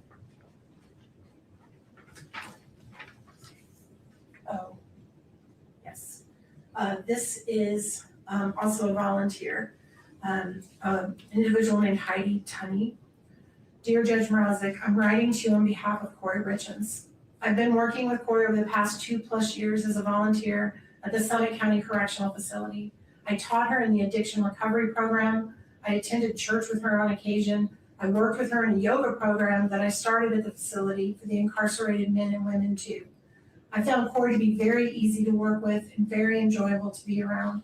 She was very thoughtful in her conversations in class. She always showed the utmost gratitude for anything that was done on her behalf. I also noticed that she was a leader among the other incarcerated women. She tended to be a peacemaker and stayed above the fray and away from the pettiness and challenges that sometimes arise among incarcerated women. The women in general respected her and looked to her as a leader. Kouri actually was one of the women that asked me to get a yoga program started for the incarcerated women. She saw a need there and she acted on it. I started and have taught that class for almost 2 years now. Kouri was the most dedicated student. She only missed a couple of times the entire time I taught, and the times she did miss were when she was meeting with attorneys or had court appearances. She has continued to attend even after she was found guilty at her trial. I wish nothing but the best for Kouri. She has a very long road ahead of her. I hope and pray she will continue to use the programs provided to those that are incarcerated to better herself and lead the other women around her. The last letter we have in this section is going to be read by Kouri's brother, Ronnie, who's here to read it himself. And then we're going to have, Mr. Ramos. There it is. Mr. Ramos make a few very brief comments. Then we'll conclude with our final 3, and then we'll close out with Ms. Lewis and Ms. Richins, unless the court needs a break. Is that all right? No, it might make sense to take a break before Ms. Richins, given what you have previewed regarding timing. Great suggestion, Your Honor. Okay. All right, this is, if Ronnie can come on up.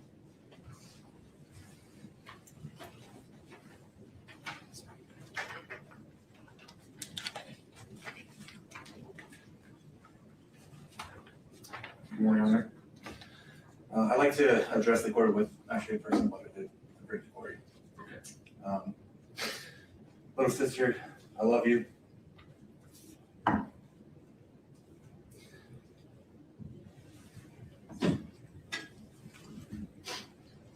miss you. I miss our random banter. I miss your calls. I miss your constantly over the top positive attitude every time we speak.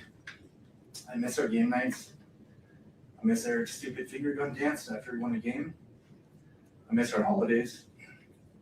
I miss you sending the boys to wake me up on Christmas morning.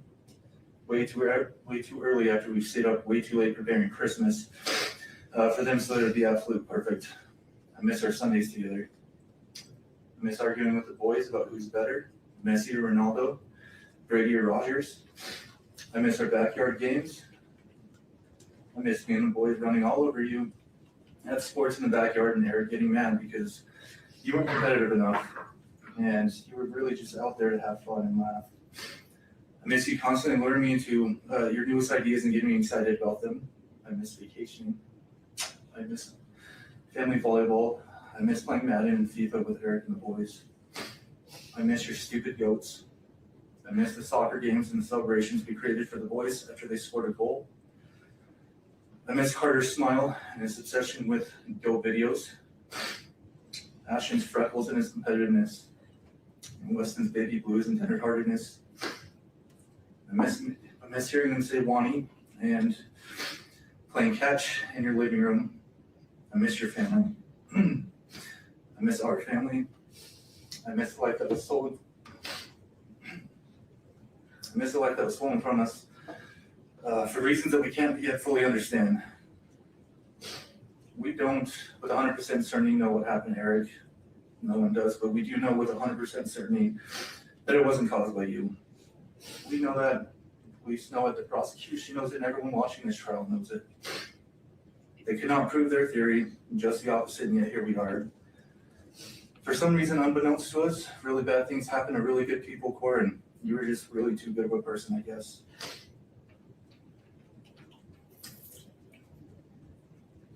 I promised Dad a long time ago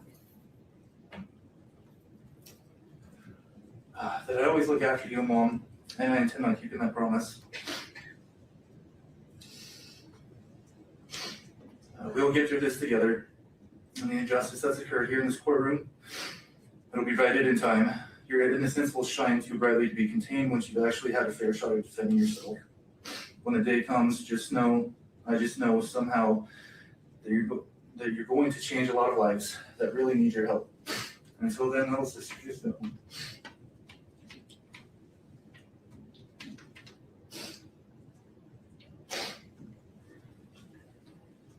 Just know that I'm right by your side, and I'll always be right here for you. I love you. All right, thank you.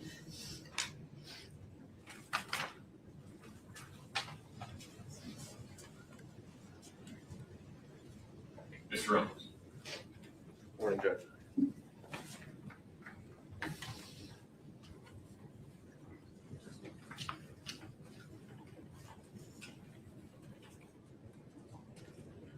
Your Honor, I want to maybe begin by speaking just plainly and honestly. I disagree with the jury's verdict. I'm deeply saddened by the way that justice was rendered in this case. I don't believe that this outcome fully reflects the truth or the humanity involved. But our Constitution demands something difficult of all of us, especially of officers of the court. It demands restraint.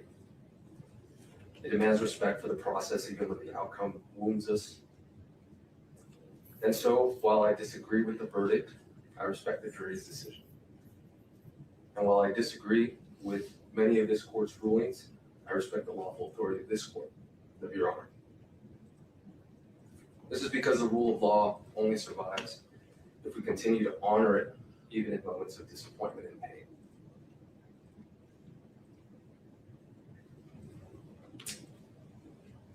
But as a Catholic, there's one authority higher than any courtroom, verdict, or government power, and that is God.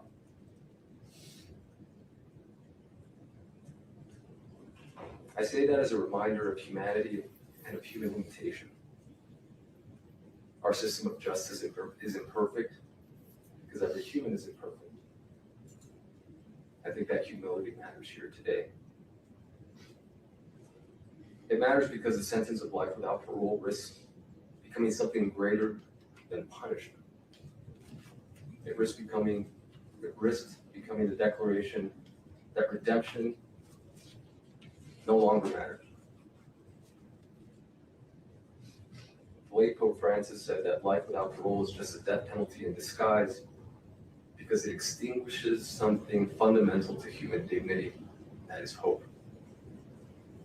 Hope to all involved, victims, condemned alike.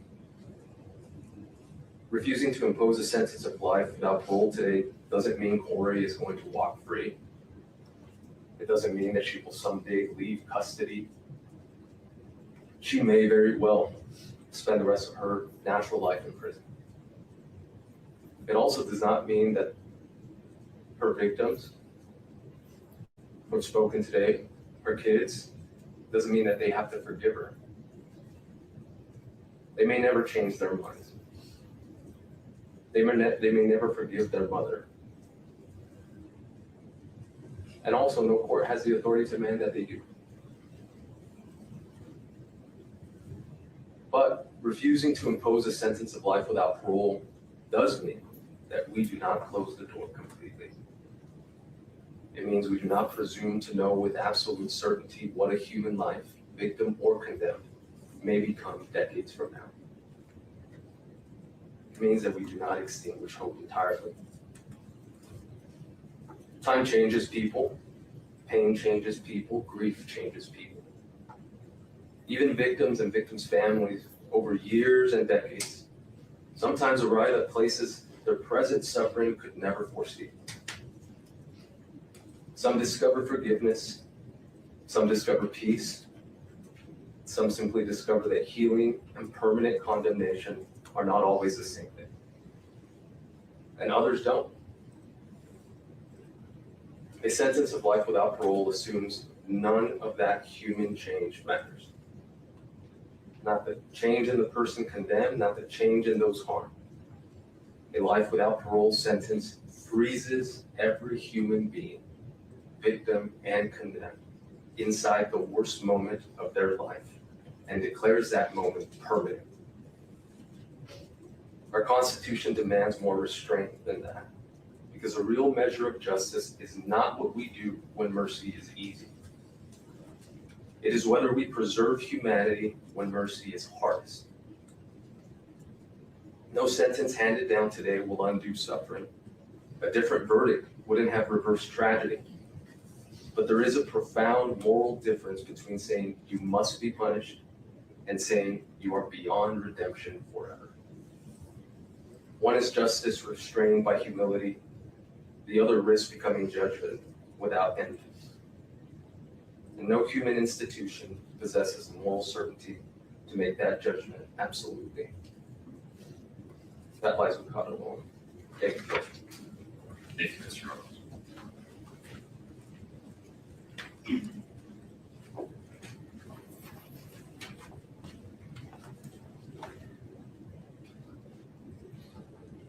Your Honor, I told you in the opening statements that we were gonna do something a little bit different when we called upon some perspectives of people that don't even know Kouri, but that have been through this horrific journey through no choice of their own. One is from a mother whose son was murdered. Again, we're gonna just share her name with only the court and the prosecution.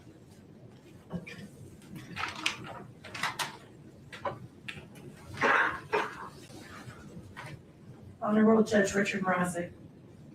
I'm gonna skip the names, including the name of her son. My son was murdered almost 30 years ago in a random act of violence. He was only 18 years old.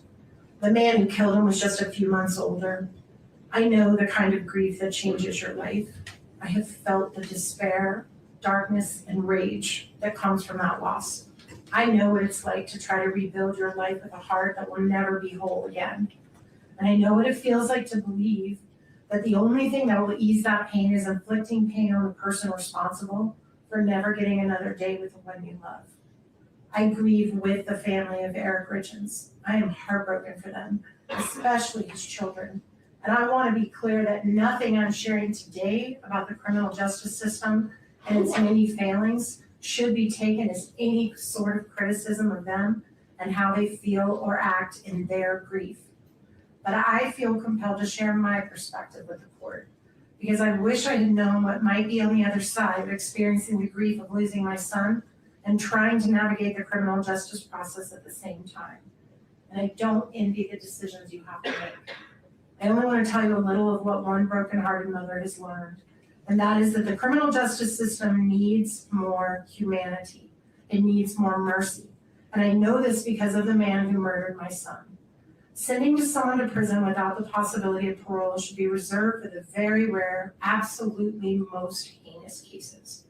Sending someone to prison without the possibility of parole is to decide they are irredeemable, that they are not capable of change, and will never be worthy of our trust again.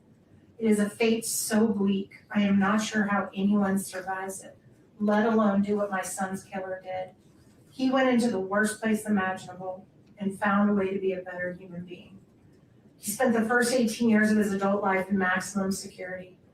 Those who are sentenced to life without the possibility of parole have few opportunities to participate in programs or work because resources are limited, and why would they waste them on someone who's never getting out of prison? The criminal justice system has gotten better and better at punishment. Mercy has almost been extinguished. We're supposed to find a balance. We're supposed to remember that these are human beings, and these decisions will ripple through generations, even strangers. I am afraid with the increasing number of people sentenced to life without even the possibility of parole, we've decided it's easier to throw people away than to try and help them change, or even allow them to try and make amends for their mistakes. Far too often we let our fear and our pain put the focus on punishment with no consideration for mercy. I did that. I wanted the man who killed my son to die. I wanted him to suffer. I didn't care what happened to him as long as he never got out of prison. But as much as I know about pain and loss, I know more about hope and forgiveness. And that's thanks in part to the man who killed my son. He was sent to one of the worst places in the world and became one of the best people I know. Nearly 20 years after my son's death, I received a letter he wrote, expressing his sorrow and his remorse. His apology helped me heal, deepened my forgiveness, and created a bond that continues to bless the lives of many people. I know that every case is different, but I also know the power of hope. I believe in second chances. I believe a life sentence imposes punishment without destroying hope.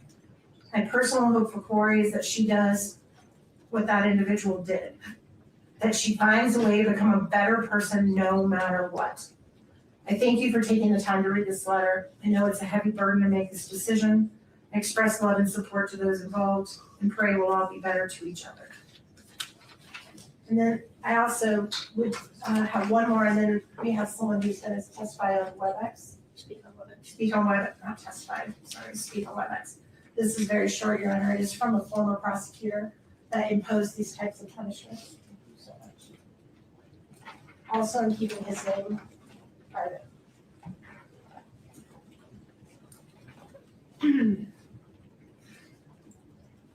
As a matter of fact, I'm going to skip the very first sentence because it would reveal who he is.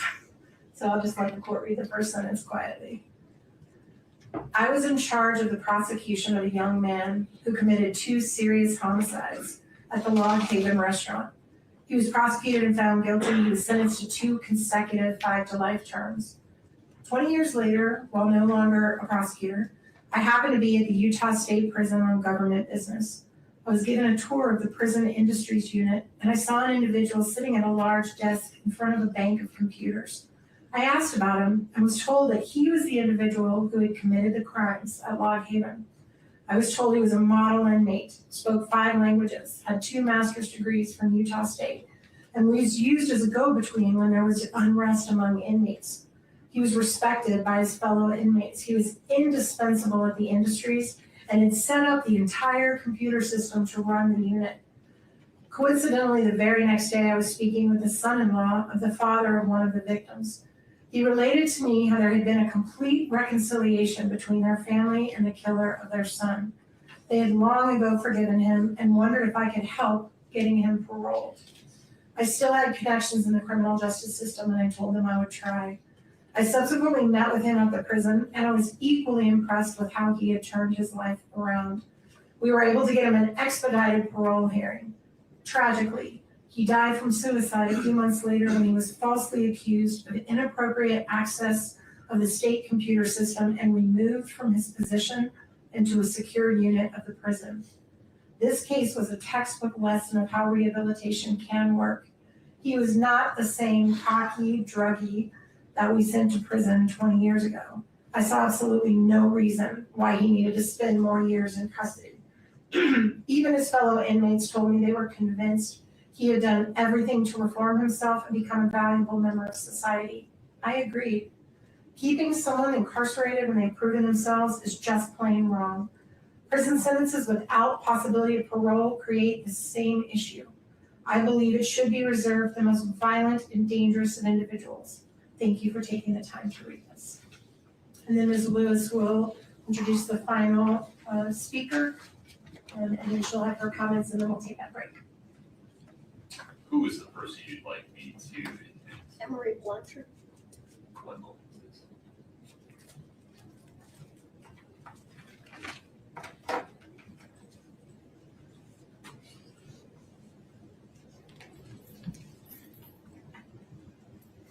Emery, if you'd please unmute your audio, I'd appreciate it. Are we able to see her? Oh, my apologies. Thank you.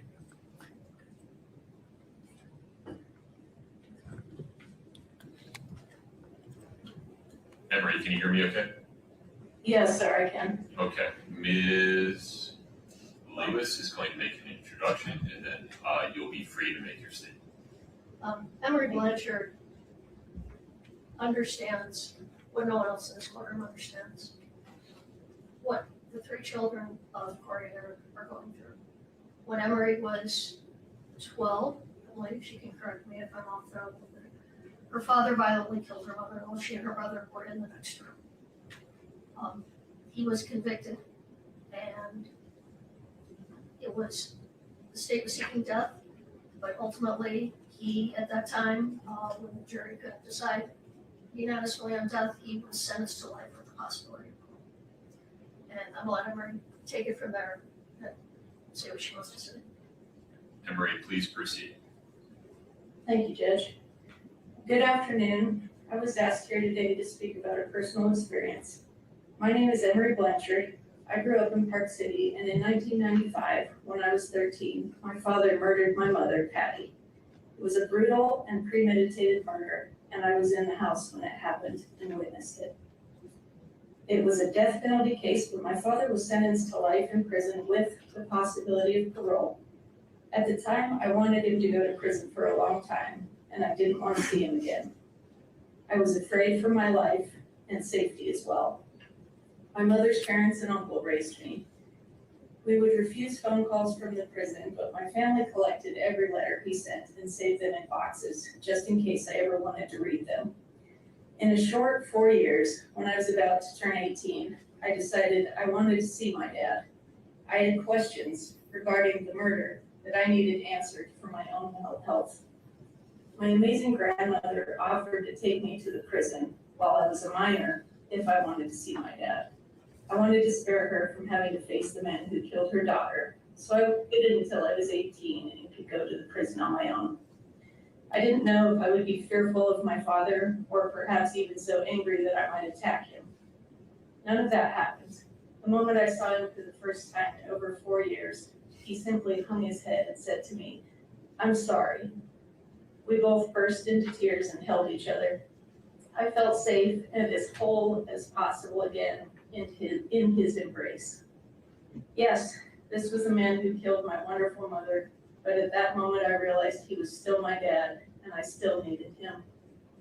The next decades were good at times and very hard at times.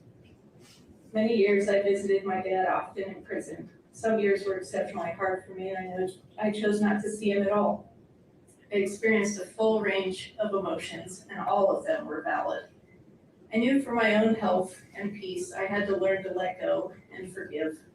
No easy task, but this is when I truly mastered empathy and compassion. My father served 25 years until his first parole hearing. I was for parole, but nevertheless, he was denied and given another 5 years. At his age, I knew it was a death sentence, and it was. Just last year, after 30 years of incarceration, he died 4 days shy of his 81st birthday. My second worst nightmare came true, the first being my mom being murdered. I was not able to see him while he was dying. There was no compassionate release. Some may say he deserved that, and maybe he did. I can tell you that no amount of time served ever made this situation right. 20 years, 30 years, and even death. None of it can bring back my mom or repair the immeasurable damage that he caused me and my family. Once 20 years had passed, my grandmother even said to me, "It's been long enough. You want your dad." I wanted my mom, but I did still have a living parent, and I needed him. I don't tell you this story to tell you how to feel or that I understand how you feel. I'm offering that hearts and feelings can change over the years. To honor my mother, I'm a victim advocate who supports people in domestic violence situations, and I now help people with PTSD heal at my ranch in southern Utah using nature, horses, and farm animals as teachers. I teach compassion for humans and animals alike, and I found a way to turn my pain into purpose. But I will tell you honestly that life is still hard, and losing both of my parents at that young age harmed me greatly and left me with a very sad and lonely heart.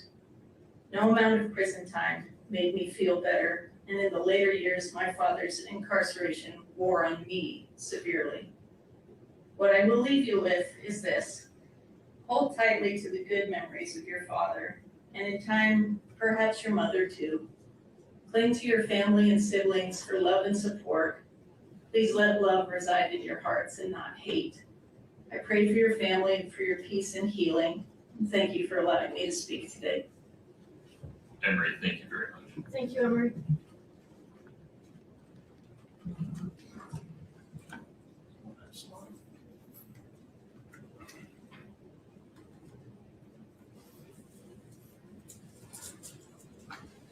Your Honor, there is so much more to sentencing a person than punishment. That is why in sentencing someone, the court must consider the totality of the circumstances, the whole person, and who that person is beyond their worst act. In their sentencing memo, the state cited to State versus Holland, which was a death penalty case. The state quoted the court as follows: "The psychological reality is that aggravating circumstances in first-degree murder cases will virtually always outweigh mitigating circumstances. However, what the state left out is what the court said next, which was that the Eighth Amendment doesn't allow the death penalty in every case, and courts must take a long, hard look at the totality of the circumstances, the values of society, and the value of all human life. And though this is not a death penalty case, the same would apply to a sentence of life without the possibility of parole." Ms. Nestor spoke a little bit about what a life without parole sentence looks like. Locked down for 23 hours a day. If we treated our dogs like this, they would be taken away. Yet, this is how the state wants Kouri Richins to be treated. A sentence of life without parole is safe for only the most heinous of crimes. The state wants to place Kouri in that category. They say she is in that category, but this simply is not the type of crime that we typically see get a sentence of life without parole. Currently, there are approximately only 72 people in Utah serving this sentence. These include people such as Edward Deli, the co-defendant of Vaughn Taylor, who is currently on death row. They killed 2 women, kidnapped 2 young girls, and attempted to kill those girls' father by lighting their cabin on fire. I believe that was in Summit County. It includes Daniel Ray Troyer, a serial killer and rapist of women in their 80s. He was convicted of killing 2 women, admitted to a third, and likely killed a 4th. That authorities are aware of. It includes Matthew John Breck, who kidnapped a 10-year-old girl, stabbed her multiple times, severed her spinal cord, and left her dead on her front porch. It includes numerous individuals who brutally murdered children, some who murdered police officers. There are only a handful of people serving life without the possibility of parole for killing a spouse. And in all but one of these that I could find, they killed more than just their spouse. They are individuals who killed their spouse and a child, or killed their spouse and someone else in the process. The only one I'm aware of who killed a spouse and no other individual is Craig Crawford, who set fire to the home of his estranged husband, leaving him to die in the fire. And then there are individuals serving sentences of 15 to life who committed arguably more heinous acts than what Kouri Richins has been convicted of. Eric Sampson abused his wife for 28 years, ultimately killing her in their St. George home, leaving her dead in their bed. He continues to maintain his innocence, and he's serving 15 to life. John Weston Erickson stabbed his wife to death in front of their 2 young children, also injuring his 7-year-old daughter who attempted to wrestle the knife out of his hand, serving 15 to life. Joseph Castillo, his wife, stabbed his wife to death in their garage while his teenage son tried to stop the attack. These men are all serving 15 to life sentences. There are many more examples. Murder is the worst of all crimes, but to say that this particular case is the worst of the worst is simply not true. The state chose the evidence they put forth to obtain their conviction, yet they are not satisfied with what was presented in this court and to the jury. And instead they waited until 2 days before the sentencing hearing and publicly filed what can only be described as a character assassination, filled with unsubstantiated claims from unknown and unsworn sources who will never be cross-examined about these claims. The timing of this filing was no coincidence and left no time for our team to arrange rebuttal witnesses or evidence. Furthermore, it appears that the sentencing memo was not a so subtle attempt to get into the public eye evidence they elected to hold back from their case in chief, and then were precluded from presenting when Ms. Richins exercised her Fifth Amendment right to remain silent and submitted the case to the jury without putting on any evidence.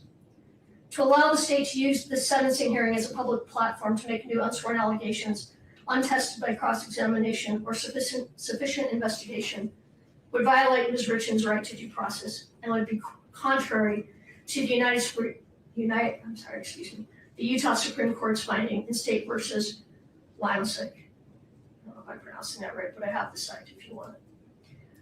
Which stating that the due process clause of Article 1, Section 7 of the Utah Constitution requires that a sentencing judge act on reasonably reliable and relevant information and exercising discretion in fixing a sentence. The state's memo should be stricken in its entirety and not considered by this court. Not only are the claims made by the state in their sentencing memo unreliable and irrelevant, much of what they argue is either misleading or outright false. I'm not going to go into everything that we take issue with, but I do want to point out a couple of examples. They state that DCFS supported a finding of emotional and physical abuse by Kouri against her oldest son. What actually happened is that DCFS made an initial finding based solely on reports. This is similar to a probable cause finding that then sends the matter to the juvenile court. The court, however, did not find that Kouri had abused or neglected her children. They found dependent but no fault.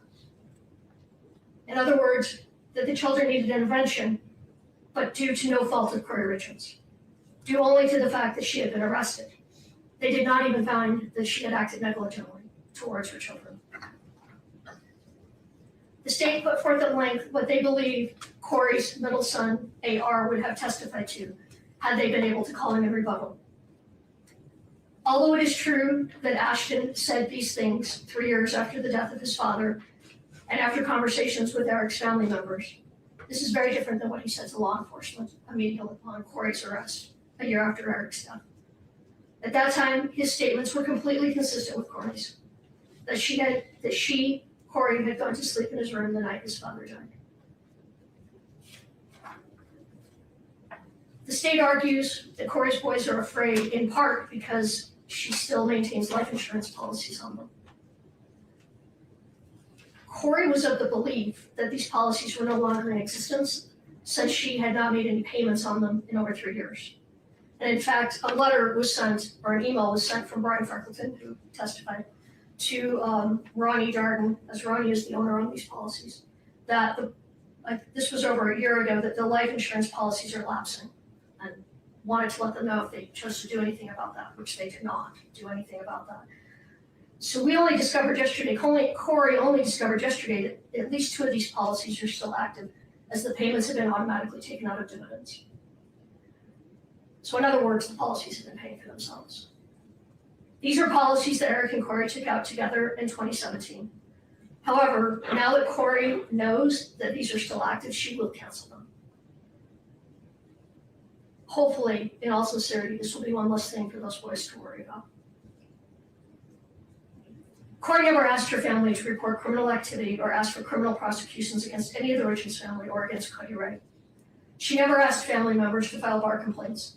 And until yesterday, neither Kouri nor anyone from her team had ever heard anything about a dating profile being set up online in the name of a lead detective. She did none of these things. And if they were done by others, it was not at her request.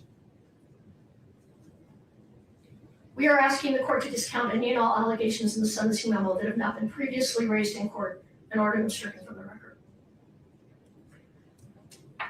The court does have before it reasonable and reliable testimony from individuals who know Kouri or who have unique perspectives on the sentence of life without parole that may assist this court in discerning the appropriate and proportionate punishment in this case.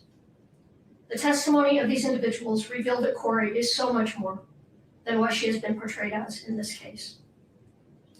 Everyone who was around her says she was a wonderful mother, just like Eric was a wonderful father.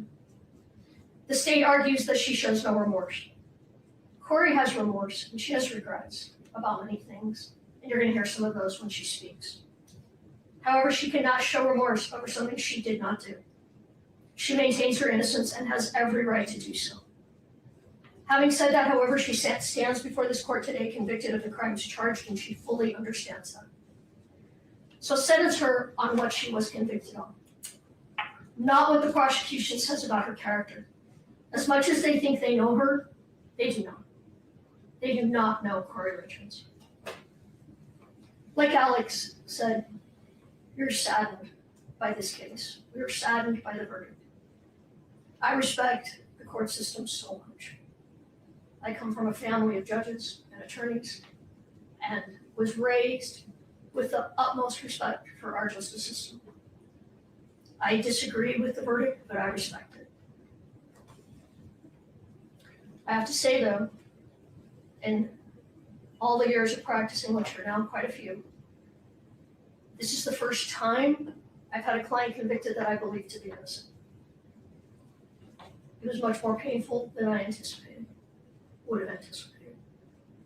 Over the last 2 years, our team has got to know Kouri.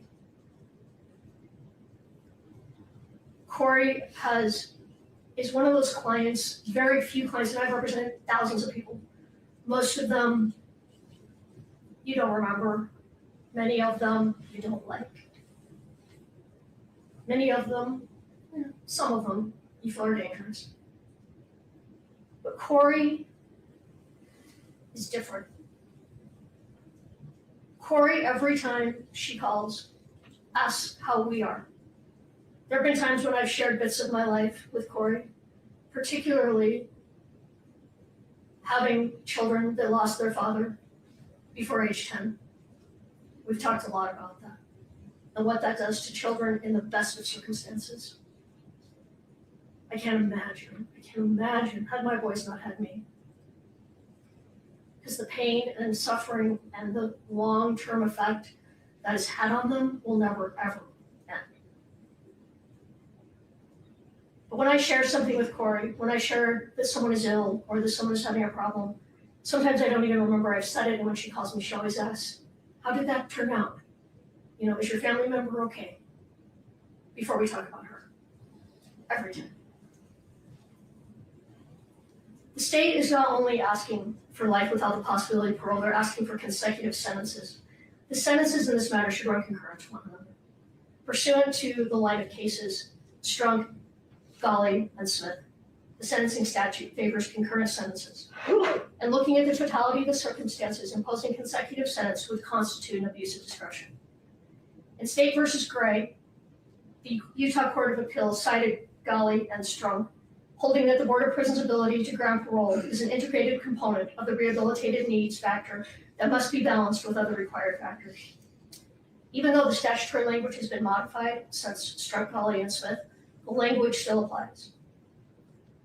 And the Supreme Court and the Court of Appeals still looks to that language. The board should still be allowed to function and make the decision regarding the rehabilitative needs of Ms. Richins. Running sentences consecutive to a sentence of life without parole is senseless. And if this court imposes a sentence of 25 to life on the aggravated murder, but runs the other charges consecutive, the effect will be the same. She will likely never get the opportunity for parole. I don't think that's true. Have you run the initial guideline? It's a genuine question. Yes. I think it only adds. The guideline on the attempted murder is 192 It only months adds 41 months if we run a consecutive. before she's eligible Right. for parole. But, well, I'm gonna come back to that. Yeah, if I will. you're running the guideline differently, I'd like to know. I mean, no, I'm not running the guidelines differently, but the sentence is, well, I talked about understand this. your larger point, and I apologize for That's interrupting you, but if you do have a different running of the guidelines, those forms are not obvious, I'd appreciate it. Well, I would say a sentence of 25 to life, and then if she serves additional time, does not guarantee parole, and I'm gonna talk more about that. Okay. And it's almost unheard of for someone to be paroled at their first parole hearing on these serious offenses. And looking at the totality, there are mitigators. Kouri had no criminal history at the time of Eric's death. She was involved in positive ways in her community. She volunteered regularly. She headed up a sub for Santa every year. She was a friend, a daughter, and a mother, and excelled in these roles. She educated herself. She was involved in every aspect of her son's lives. There is no reason to hold her in prison for life. We asked this court to impose a sentence of 25 years to life. When you put aside all of the media, all of the entries, and you look at the crime she is convicted of, this is an appropriate sentence. A sentence of 25 to life is not a sentence that guarantees the release of Kouri Richins. It is not saying that she even should be released. What it is saying is that the decision whether she should be released is a decision for someone else to make on another day. A day that will be, at a minimum, 25 to 30 years in the future. A future that could look very different than today. Although today is not a day for forgiveness, that day may come. A sentence that allows for parole is a sentence that gives a pathway to forgiveness. You heard from Emery Blanchard, the only person in this room that understands what the Richins boys have been through. You heard how the day came when she missed her father. She wanted her father in her life. I know that she came to a place that she hoped to spend one more day outside of the prison walls with her father. And that day didn't come. He was not paroled, and he died in prison. I don't minimize what Kouri's boys are saying today. I understand it's contradictory to what other people are saying regarding Kouri as a mother. I don't know why they're saying these things, but what they think and feel today, they are allowed to think and feel those things. They should be. Their feelings are valid, and it's okay. And I think Kouri will say this too, but she wants her boys to know it's okay. People change, all of us change. Kouri will change, those little boys will change. A sentence of 25 to life will not be easy time, it will be hard time. For the first part of that sentence is generally served in maximum security for the first 3 to 4 years. But if the day comes when her children want to see her face to face, A 25 to life sentence will make that easier for them. If they, like Emery, decide someday they want a relationship with her, even one behind the walls of the prison, a 25 to life will make that possible. And a sentence with the possibility of parole, like I said, does not mean she will be paroled. It's very possible she will spend her life in prison. And quite frankly, if her case does not come back on appeal and she is in prison and she maintains her innocence, parole's highly unlikely. But the Board of Pardons is uniquely qualified to make that decision. That is their job. And it is a particularly important job in the most serious of convictions. They will be the ones looking at a woman who will then be in her 60s or possibly 70s. They will decide if she has been rehabilitated and if she is a danger to the community. These are not decisions that can be made today. We don't stand here today asking you to give her a second chance.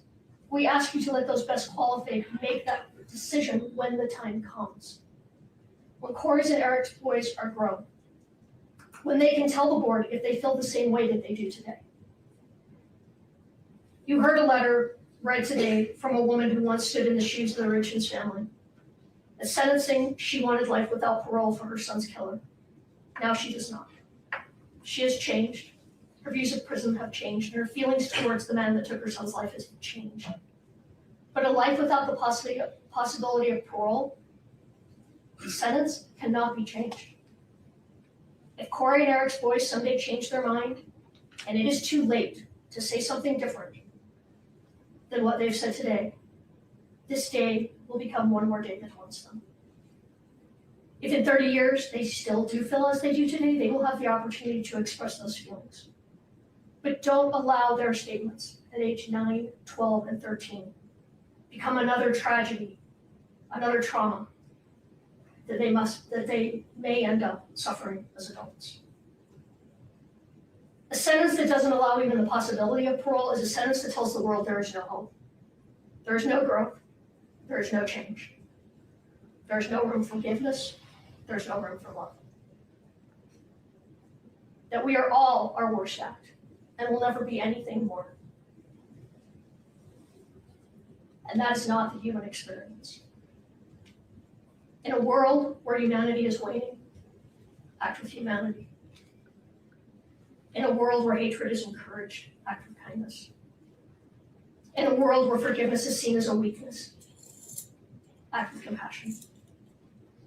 A sentence of 25 to life with the other charges turned concurrent reflects the seriousness of this offense, takes into consideration the totality of the circumstances. Further, it follows the recommendation of the pre-sentence report, and it is the appropriate sentence in this matter. Thank you, Ms. Nielsen. It's 12:55. We're going to take a break until 1:25 to make sure Ms. Richins gets an opportunity to use the restroom and eat something. Mr. Bloodworth, you look like you have something to say. Your Honor, does the court want to hear from the state one last time before the allocates? I do not. I have this firm in hand. I would like to make it clear, in case there was any ambiguity, that the court has considered and is denying defendant's request to strike portions of the state's sentencing memorandum. Yes, thank you. Court will be in recess until 1:25. Let's make sure that Ms. Richins gets something to eat. Thank you.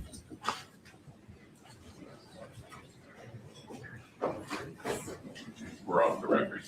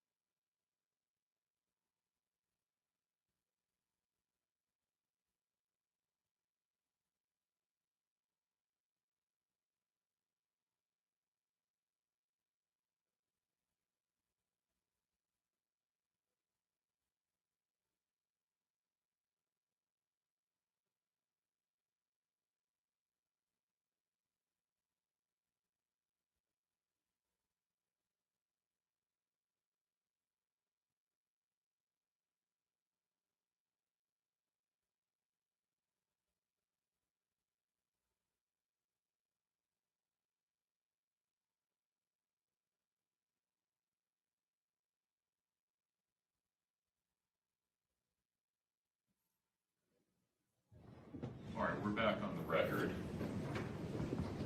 This is case 231-500-139. Ms. Lewis, Ms. Nestor, anything further before we hear from Ms. Richins? No, Your Honor. Okay.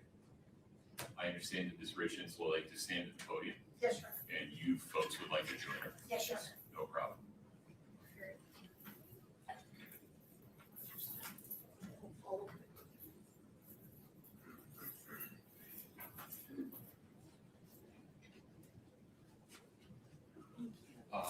There should be Kleenex up there if you need it. Is your, do you want water?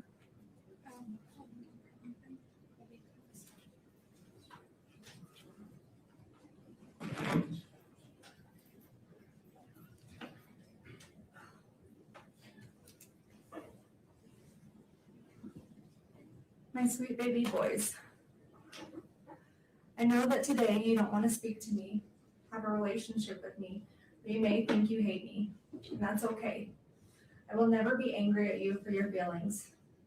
When the day comes that you're ready, I will be here for you, waiting for you, and loving you. But I need you boys to know and understand that I have been desperately trying to get in contact with you any way that I can for years. That all of my communication has been completely cut off from you since early 2024. And now I will use any opportunity I can to get a message to you. Even if that means sharing it publicly to the world, fully restrained, in my jail clothes, in one of the most horrible situations possible. I don't care, and I'm not embarrassed or ashamed by any of it. All I care about is you boys. I will do whatever it takes for you to hear the truth from me and to come home to you. For the time being, I don't know when that is or when my next opportunity will be. So for now, bear with me as I have tried to consolidate everything I've wanted to share with you for the last few years, with everything I want you to know until I'm able to speak to you again in one long message. And although you may not be ready to hear it today, that's okay.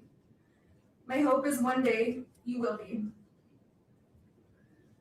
May 6th of 2024, temporary custody was transferred from the state of Utah Child Services to your Aunt Katie and Uncle Clint. My last video call with you boys was several weeks prior to that, around April 24th, 2024, when you were still in the state's custody.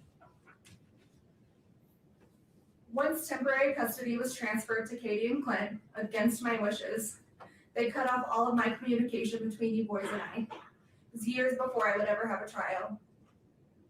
I warned social services that if they gave custody of you to the Richins family, it would be the last time I would be able to see or speak to you boys again.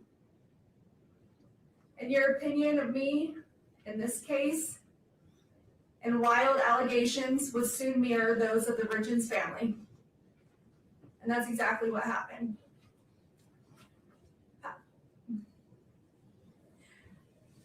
You need to know the Darden side of the family fought a long, hard battle for custody, but was eventually ignored and denied.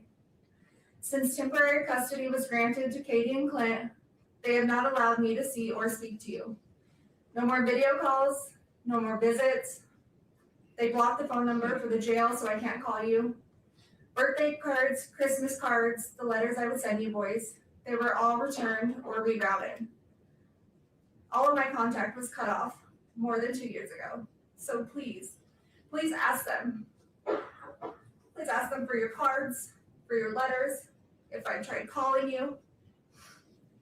Please just ask them, whether it's now or in 10 years. The one thing I need you boys to know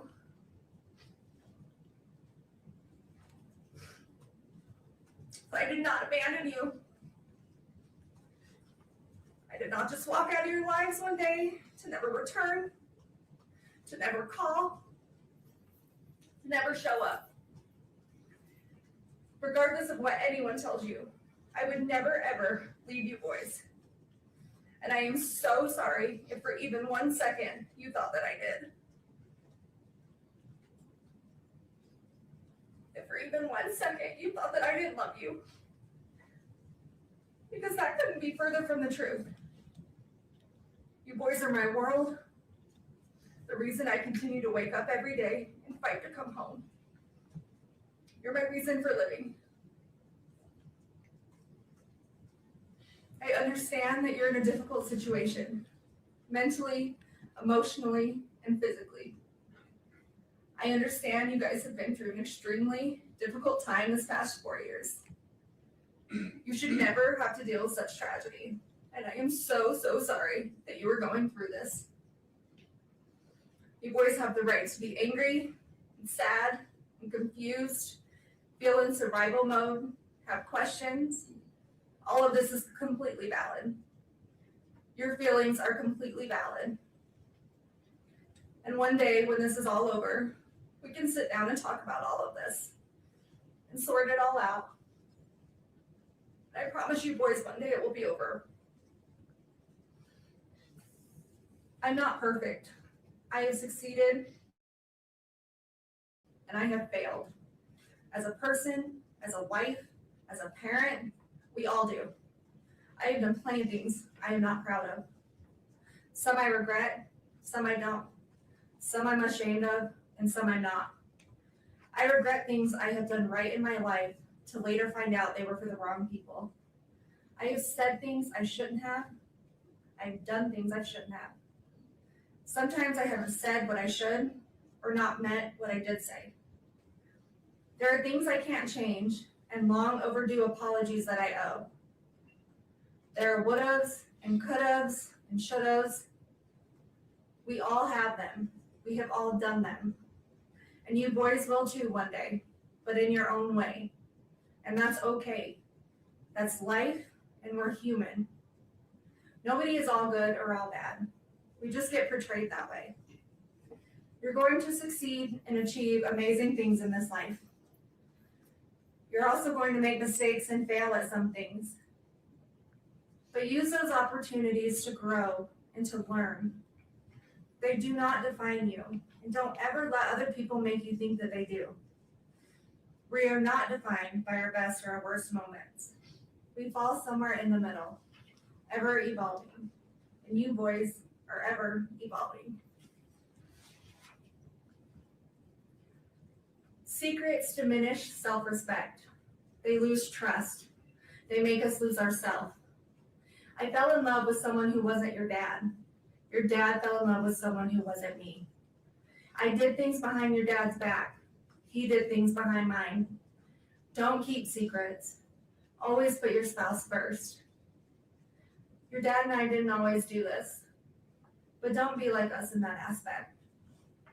We made mistakes that I know I regret, and I'm sure if he were here today, he would say that there are a few things he regrets as well.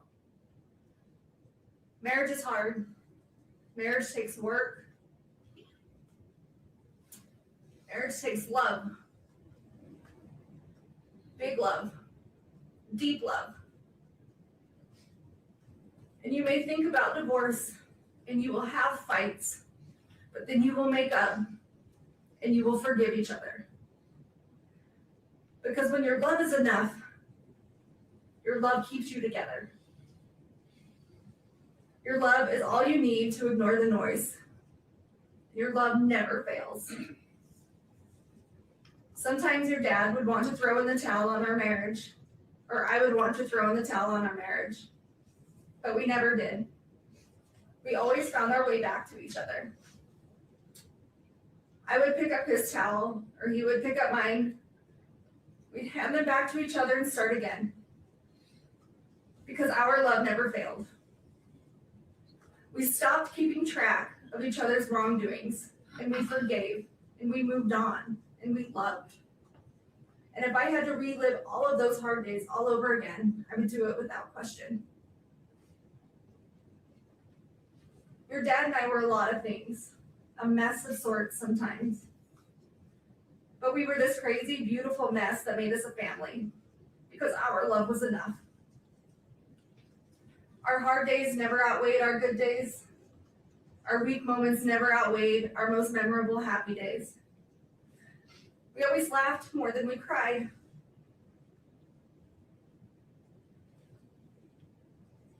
We failed at some things, but we never failed at loving you boys.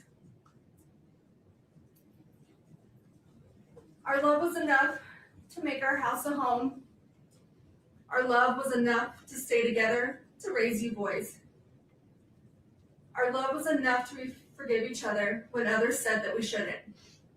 To do things for each other others may disagree with. Our love was enough to protect each other, even though it may cost us everything. Love can make you lose yourself. Sometimes it makes you do things you know you shouldn't, but knowing it's not wrong at the same time. Because your spouse is your person, your love is enough.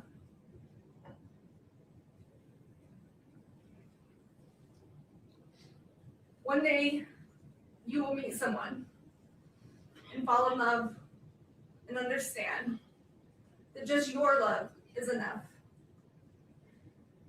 Enough to withstand everything else, the noise of the world, the obstacles, the trials of marriage, the heartache, bad choices, forgiveness. You will understand your love is enough and your love never fails. Don't worry about what others think about your relationship. Don't worry if they would do things differently. You just love. And you love big, and you love deep, and you protect your love. Your dad and I didn't have it all together. Together, we really did have it all. Because we had you three. Don't let anyone choose the direction of your life by their opinions and their judgments. Being able to hold yourself together in the worst of situations doesn't make you emotionless. Separating personal and business life and emotions doesn't make you unreasonable. Resentment can get the best of others. Don't let it get the best of you. People will always have a lot to say about lives they've never lived. Live your life the way you choose to live it. Just be safe and be healthy and be happy. That's all that matters.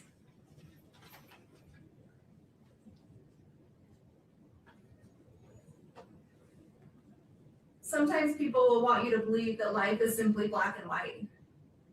That situations are black and white, but they're not.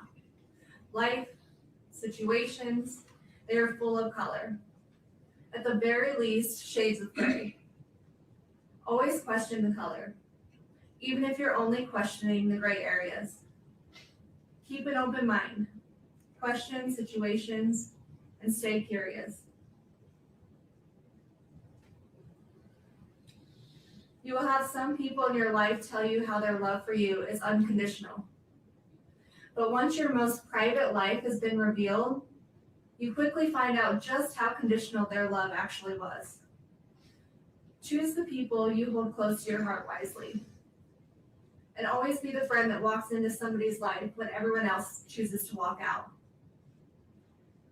Always remember, the only people you owe your loyalty to are those people who never made you question theirs.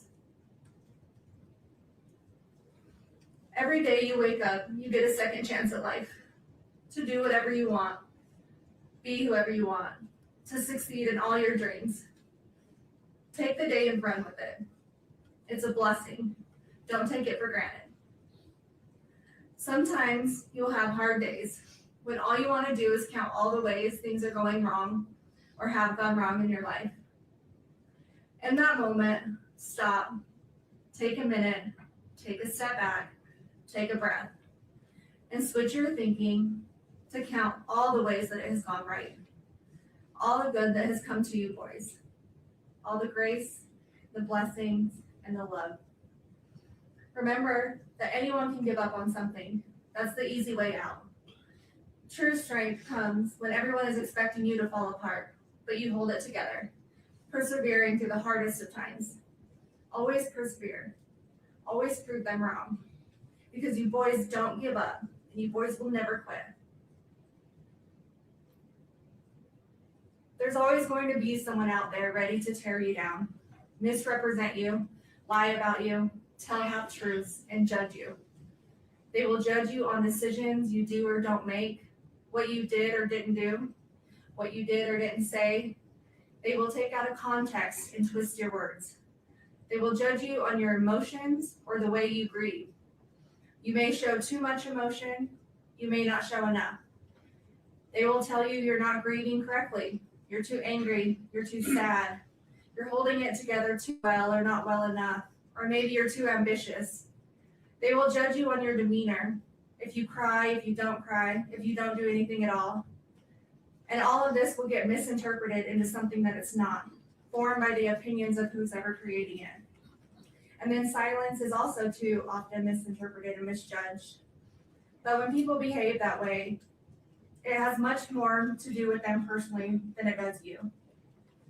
Everyone's entitled to their opinion. It doesn't make it true. Remember who you are and what you stand for, the truth, and ignore the noise.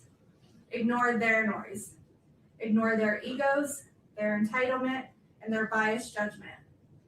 Those who abuse the power and the positions they hold will have a higher power to report to one day, and that higher power holds the final truth, their final truth. Don't ever let someone tell you how to show emotion, how you're supposed to react to any given situation. Don't care what others think about you, what others say about you, just let them talk. Just be you, be yourself, be authentic, be genuine. Because those who truly know you, who truly love you, is all you need.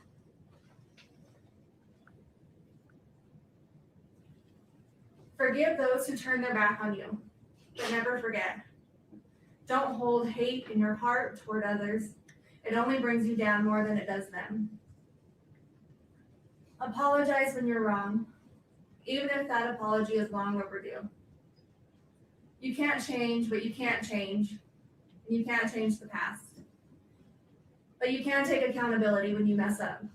Admit when you make a mistake, even when it's embarrassing or humiliating, even when it can ruin relationships, careers, or your integrity. Be honest with yourself and those you need to. But never apologize for something you didn't do. Never admit to something you didn't do. And never beg for mercy for something you didn't do. Don't take the easy way out. Always stand up for what's right, even if you find yourself standing alone or with a small group of people that love you.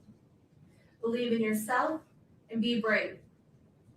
Never give up on your fight, no matter how long it takes, months, even years.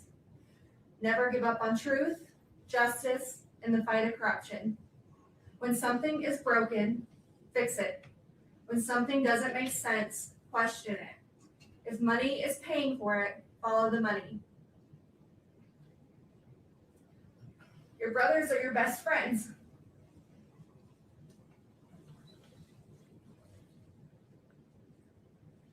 Your dad and I raised you boys that if you cared about nothing else in this world, you care about each other.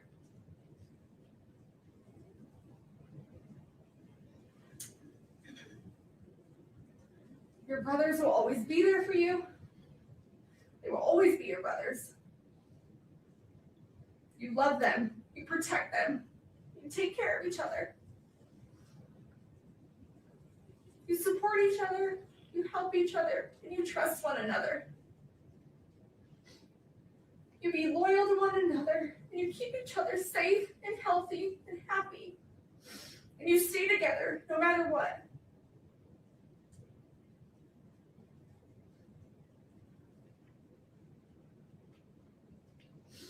You have each other's backs. Be patient with one another.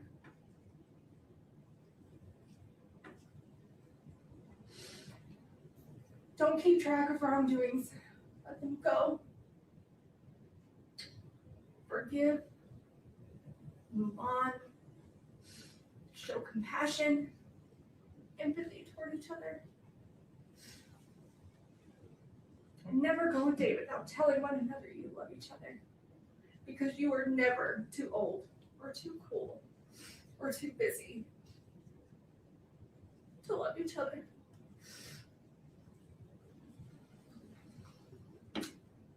Don't ever settle for just good.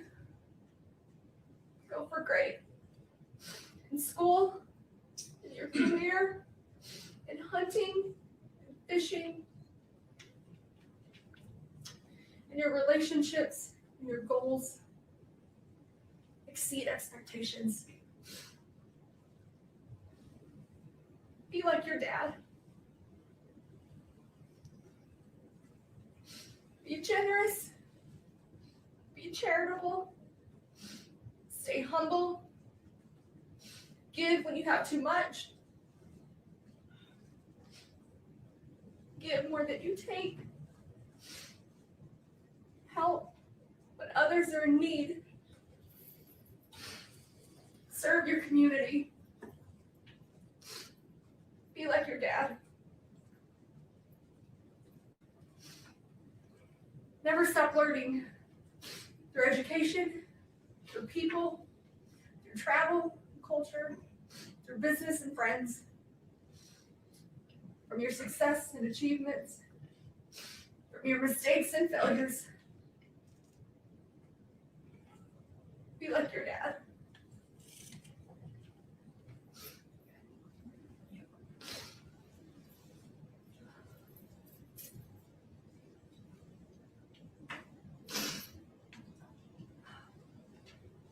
Love the outdoors. Find your peace, your therapy, your heart and soul on the top of a mountain somewhere where it's quiet, where it's calm, where you will be able to feel the spirits of those that you love and miss the most. Be like your dad.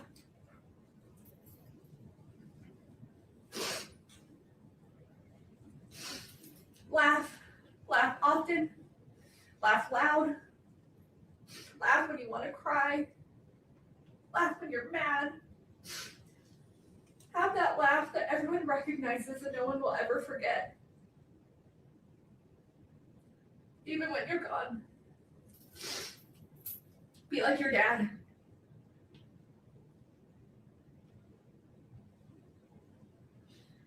Love your family through the good, the bad, the disagreements,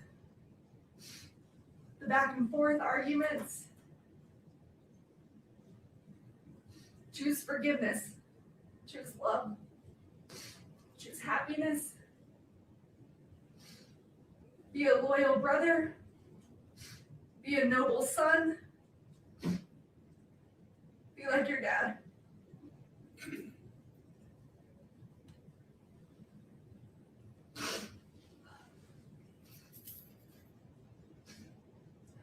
Have the hobbies that bring you excitement and joy, that give you a break from life, but build your life full of people and family who you love and that love you.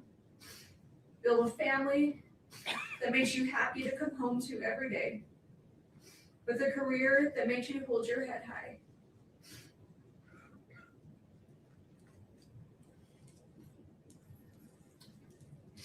Be the friend everyone wants to be friends with. The dad that everyone wishes they had. Be like your dad.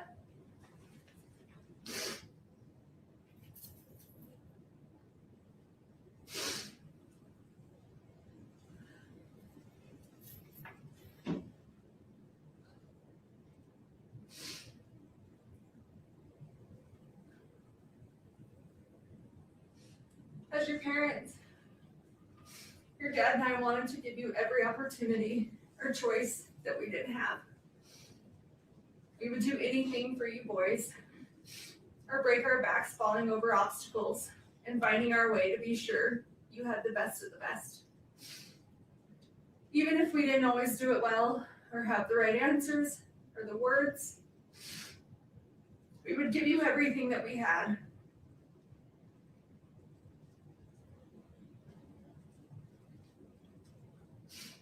But the one thing I can't give you boys are the answers that you want the most. Because I can't give you something that I don't have. An explanation that I just don't know.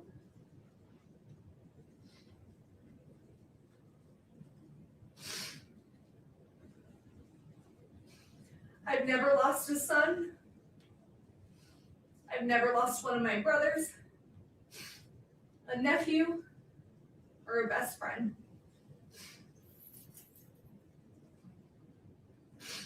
But I did grow up with a single mother, and I have lost my father. I do know what it's like to wonder, what if Dad could have watched me graduate college, walk me down the aisle, be there for the birth of one of you boys? If only Dad were here. I do know what that's like. The lifetime of pain that brings, the sadness and the anger. I would never wish that upon anyone, especially you boys. I am sweet babies.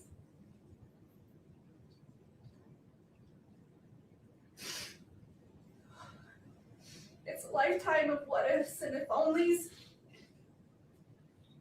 An empty hole in your heart where your dad's supposed to be. He's supposed to fill. He's supposed to walk through life with you, with us, with our family. I do know what that's like. So murder, an attempted murder, 4 years later, and it's still hard for me to say those words out loud. They get caught in my throat. I turn my stomach, and I try to avoid them as much as possible. Because it makes me physically sick to think about. But still to this day, I can't believe this is real sometimes. That this is our life. That this is my life. Convicted of taking one of the people out of my life who filled it the most. My husband, the father of my children, still in shock and still in disbelief.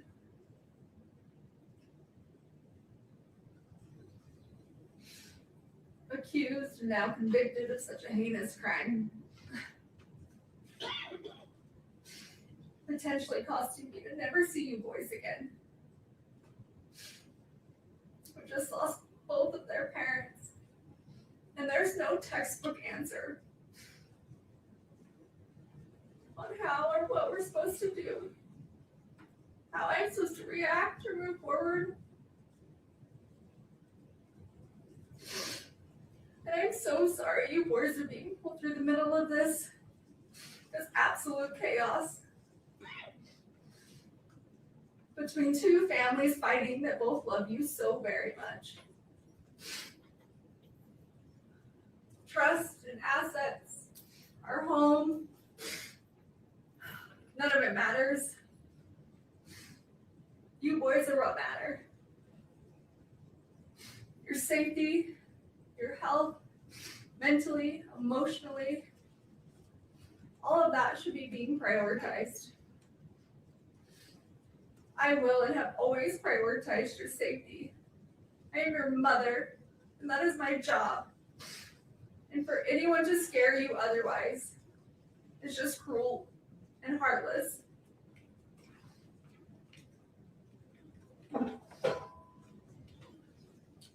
I'm sorry that 8 people from a jury who have never met you or me or our family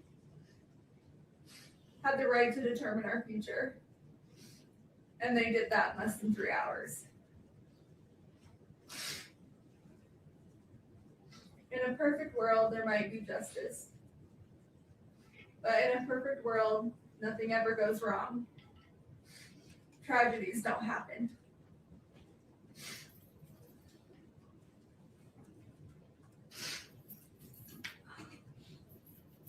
Some think a verdict or the sentencing will be the answer that they seek or that they need, but it won't.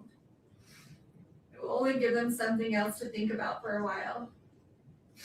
It may help to disperse some of their hurt or their resentment, but it won't relieve it.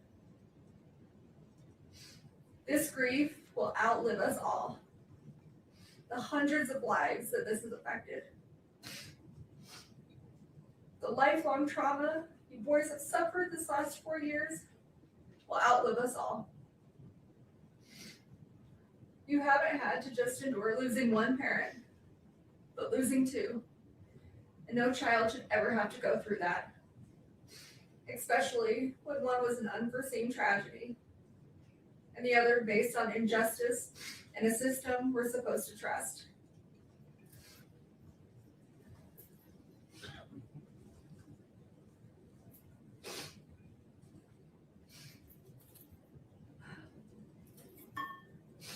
Your dad's memory will always be the kind that's a physical hurt, a tightening in your chest when you think of him, particularly on days like today, his birthday, because he was so loved that no verdict or sentence will ever be able to release that kind of suffering. I'm broken without your dad, broken without you boys. God did not put me in this world to take a life. God put me in this world to give life, your lives. And I don't know who or what I'm supposed to be if it's not a mother. Your mother. And as much as you've been influenced into thinking that Dad was murdered, that I took your dad from you, that is completely wrong and an absolute lie. And the thought of that is still as absurd today as it was 4 years ago. And just because someone may not be perfect, that's a far reach for them to be capable of murder. To kill someone, our someone. Your dad was in physical pain. A lot of physical pain. And just because some people didn't know or didn't want to see certain things doesn't mean they weren't happening or they weren't true. He would have never left us intentionally. And I would have never taken him from you, from us. He was the glue that held us all together, that made us us.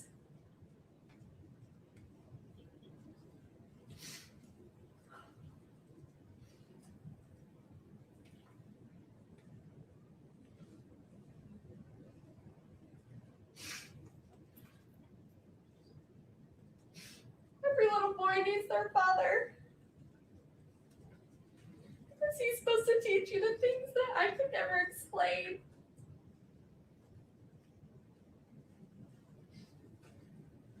He's supposed to teach you and do things with you that only a dad can do.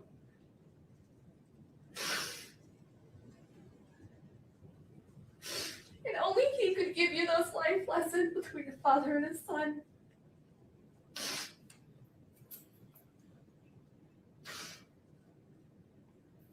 I would have never taken that from you boys. I know how much you need him, how much you love him.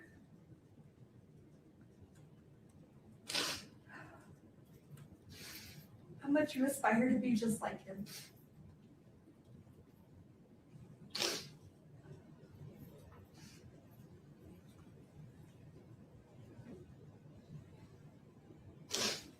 And I would have never taken that from you. And I'm so sorry that I can't bring him back. For you, for me, for our family.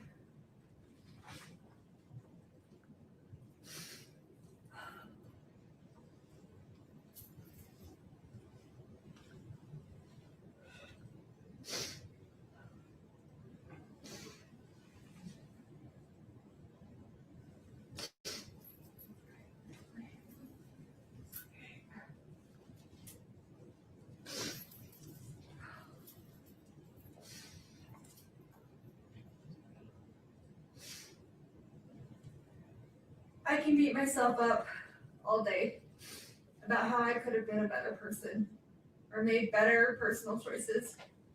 And I can understand and accept you boys being upset about those things. But murder? No, absolutely not. I will not accept that. And I will not be blamed for something I did not do. I will appeal and fight these charges no matter how long it takes. Not because I have anything to prove to this court, to the state, to the Richins family, or to the world, but I do have something to prove to you three. I do care what you boys think, and I need you boys to know the truth. And because of that, I will never quit or give up on this fight for justice, the truth, and coming home to you. So please, I know that right now you may not believe me, that you believe I took Dad from you, and that's okay. I still and will always love you, and I'm asking that you please just don't give up on me. I'm coming home, not today, not this year, but we're going to make this right. Our justice system will get this right, although this courtroom can't seem to. We have a long road ahead, but I will never quit fighting my way home to you boys. I love you more than these words could ever express. I loved you before I ever met you. And I will love you long after I'm not here to say it. And every minute of every day, I miss you boys more and more. And I think about how much I wish I could be with you, that this nightmare would go away, and we could have our family back. This entire situation isn't fair to anyone, but it's especially not fair to you three. And you boys are all that matters. I want to remind you just how strong you are, that you are loved by so many, and I am beyond proud of you, of everything you have overcome, everything you have achieved, and how much you bring into this world.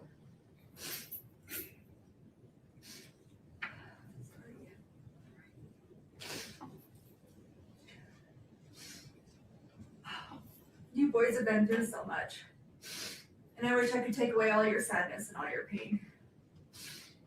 Tell you how much Dad and I love you, and that everything's going to be okay.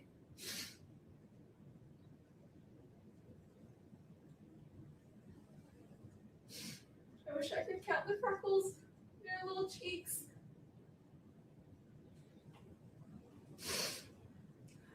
Read you books before bed. And help you with all your homework. I wish I could help you through your toughest nights. And hear your laugh through your happiest days. But for now, that's just not the way it is.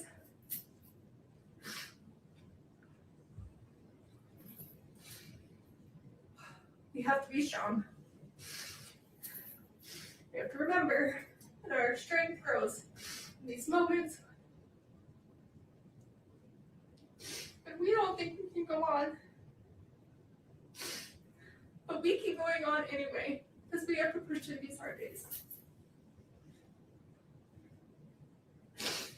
Because in the end, at the end of this war, it will be so worth it. But I need you boys to always keep pushing through these hard days, because this will come to an end. I just need you to hang in there. Listen to your little hearts. Listen to your little bellies for the truth. Before you were told who to be and what to believe, remember who you are. Remember who we are. Remember our family. I will continue to call you every day, even if my calls are blocked. Just so you know that I'm here. I've always been here. and I will always be here. My cards, my letters, they will never stop. I will never stop. I love you forever, Mom.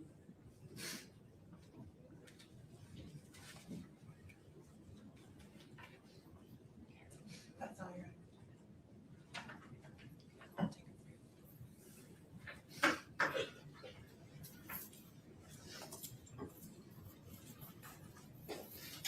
All right, ladies and gentlemen, a fair reminder. While inside the courtroom, everyone involved in this process must be treated with respect. We cannot have any outward reactions inside the courtroom. If any of you feel overcome with emotion, frustration, anger, whatever, of any kind, please remember just to look down. Keep your hands folded in your lap. The court has considered the following information: the evidence, information, arguments, and recommendations provided by counsel on the record today, victim impact statements and other statements made on the record today regarding the appropriate sentence, and a pre-sentence investigation report as corrected on the record today, including the numerous statements attached to it. In addition, the court has considered each of the factors set forth in Utah Code 76-3-201 subsection 2B and has prioritized those factors as required by section 201-2C. Having considered the gravity and circumstances of the offenses for which Ms. Richins has been convicted, the number of victims, and available information regarding the history, character, and rehabilitative needs of the defendant, the court hereby orders that the sentences on counts 2 through 5 shall run consecutively to each other and to the sentence imposed on count 1. Moreover, the court exercises its discretion and chooses to impose no fines related to any sentence in this case. The court addresses the 5 counts on which Ms. Richins was convicted in reverse order. Ms. Richins, based on your conviction on count 5, third-degree felony forgery, the court hereby sentences you to an indeterminate prison term not to exceed 5 years. Based on your conviction on count 4, second-degree felony insurance fraud, the court hereby sentences you to an indeterminate prison term of not less than 1 and not more than 15 years. Based on your conviction on count 3, second-degree felony insurance fraud, the court hereby sentences you to an indeterminate prison term of not less than 1 and not more than 15 years. Based on your conviction on count 2, first-degree felony attempted aggravated murder, the court hereby sentences you to an indeterminate prison term of not less than 5 years, and that may be for life. Which brings us to the final issue, the appropriate sentence for count 1. Under Utah Code 76-3-207.7, there are only 2 options: an indeterminate prison term of not less than 25 years, and that may be for life, or life in prison without parole. And the law requires that the court consider each option. Under a sentence of 25 to life, and considering the effect of the 4 consecutive sentences, the time that Ms. Richins has spent in custody, and the current practices of the Board of Pardons and Parole, Ms. Richins would likely serve approximately 30 years in the Utah State Prison before receiving her first parole hearing. By that time, she would be 66 years old. Under a sentence of life in prison without parole, Ms. Richins would be in prison for the rest of her natural life, unless the Board of Pardons and Parole determines by clear and convincing evidence at some future point that she is permanently incapable of being a threat to the safety of society, at which time the board would have the authority to release her. Under either scenario, Ms. Richins will be incapacitated, meaning structurally prevented from harming anyone outside the Utah State prison system for at least the next 3 decades, and perhaps much longer. But the potential impact on the survivors of the tragedy created by Kouri Richins, most importantly, Eric Richins' 3 sons, is more difficult to predict. On one hand, if the court sentences Ms. Richins to life without parole, one or more of those young men may come to resent that the court eliminated any opportunity they might have in the future, decades into the future, to express an opinion as adults with substantial life experience about whether their mother should, for example, be allowed to die with dignity. On the other hand, if the court sentences Ms. Richins to 25 to life, one or more of those young men may spend the next 30 years questioning why the court failed to protect them from the prospect of the person who murdered their father being released from prison at some time in the distant future, perhaps when they have families and children of their own. The court's contemplation of how those young men may come to feel about today's decision some 30 years from now comes from a place of genuine concern for them and humility regarding the court's inability to predict the future. Sitting here today, it is simply not possible for anyone, not even those young men, to know how their view of this case may evolve over the next several decades. My hope is that every person affected by Eric Richins' death will, over time, find their way to a state of peace. As for today, the court's duty is to make a decision, a weighty, long-lasting decision based on the best information available today. And the bottom line is this: Kouri Richins was convicted unanimously and beyond a reasonable doubt of attempting to murder Eric Richins, her husband, and the father of their 3 children. And then, having failed in her first effort of spending the next 17 days, not changing course, but doubling down, preparing to try again, and ultimately completing the act through the administration of poison. And for what? Money. All for pecuniary gain. A person convicted of committing that sequence of acts in that way and for that reason,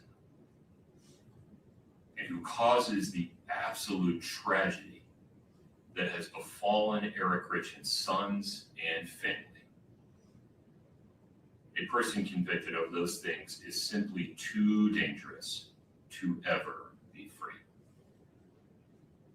Accordingly, Ms. Richins, based on your conviction on count 1, first-degree felony aggravated murder, the court hereby sentences you to life without parole.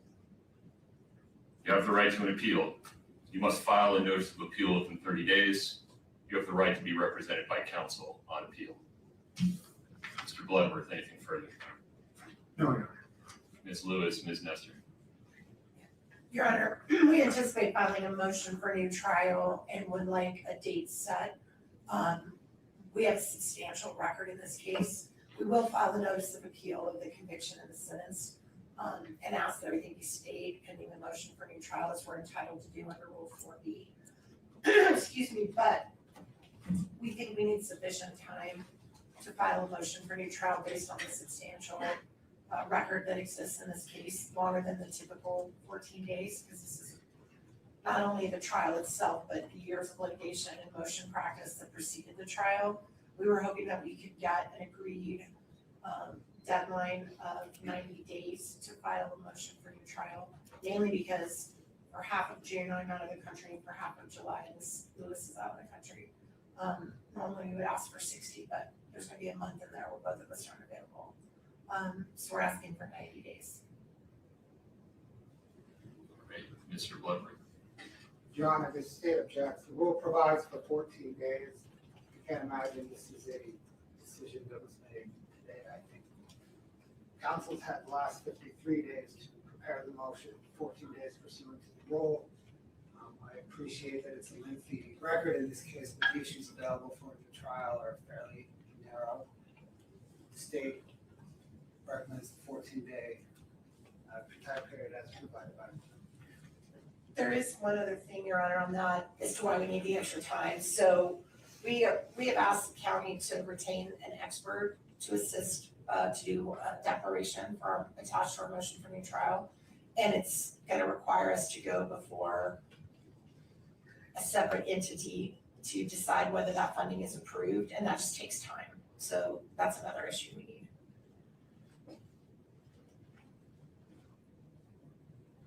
I feel like there's more that I need to know in order to make this decision. And so I can also appreciate why defendant is concerned about the 14-day deadline so they do not lose that opportunity.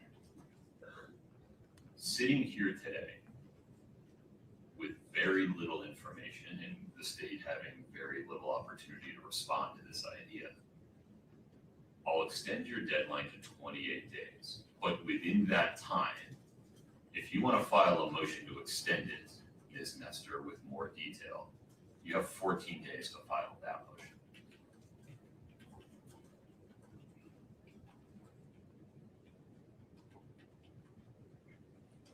Not a task, but clarification. So the court. 14 days from now, they have an opportunity, they have a deadline to file a motion to extend the 28-day deadline. If they don't, it's 28 days.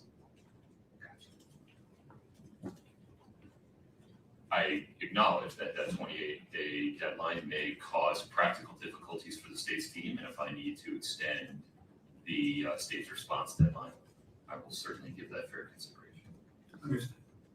Ms. Nestor, Ms. Lewis, anything else today? Ms. Richins, you are hereby committed to the Utah State Prison and remanded to the custody of the Department of Corrections.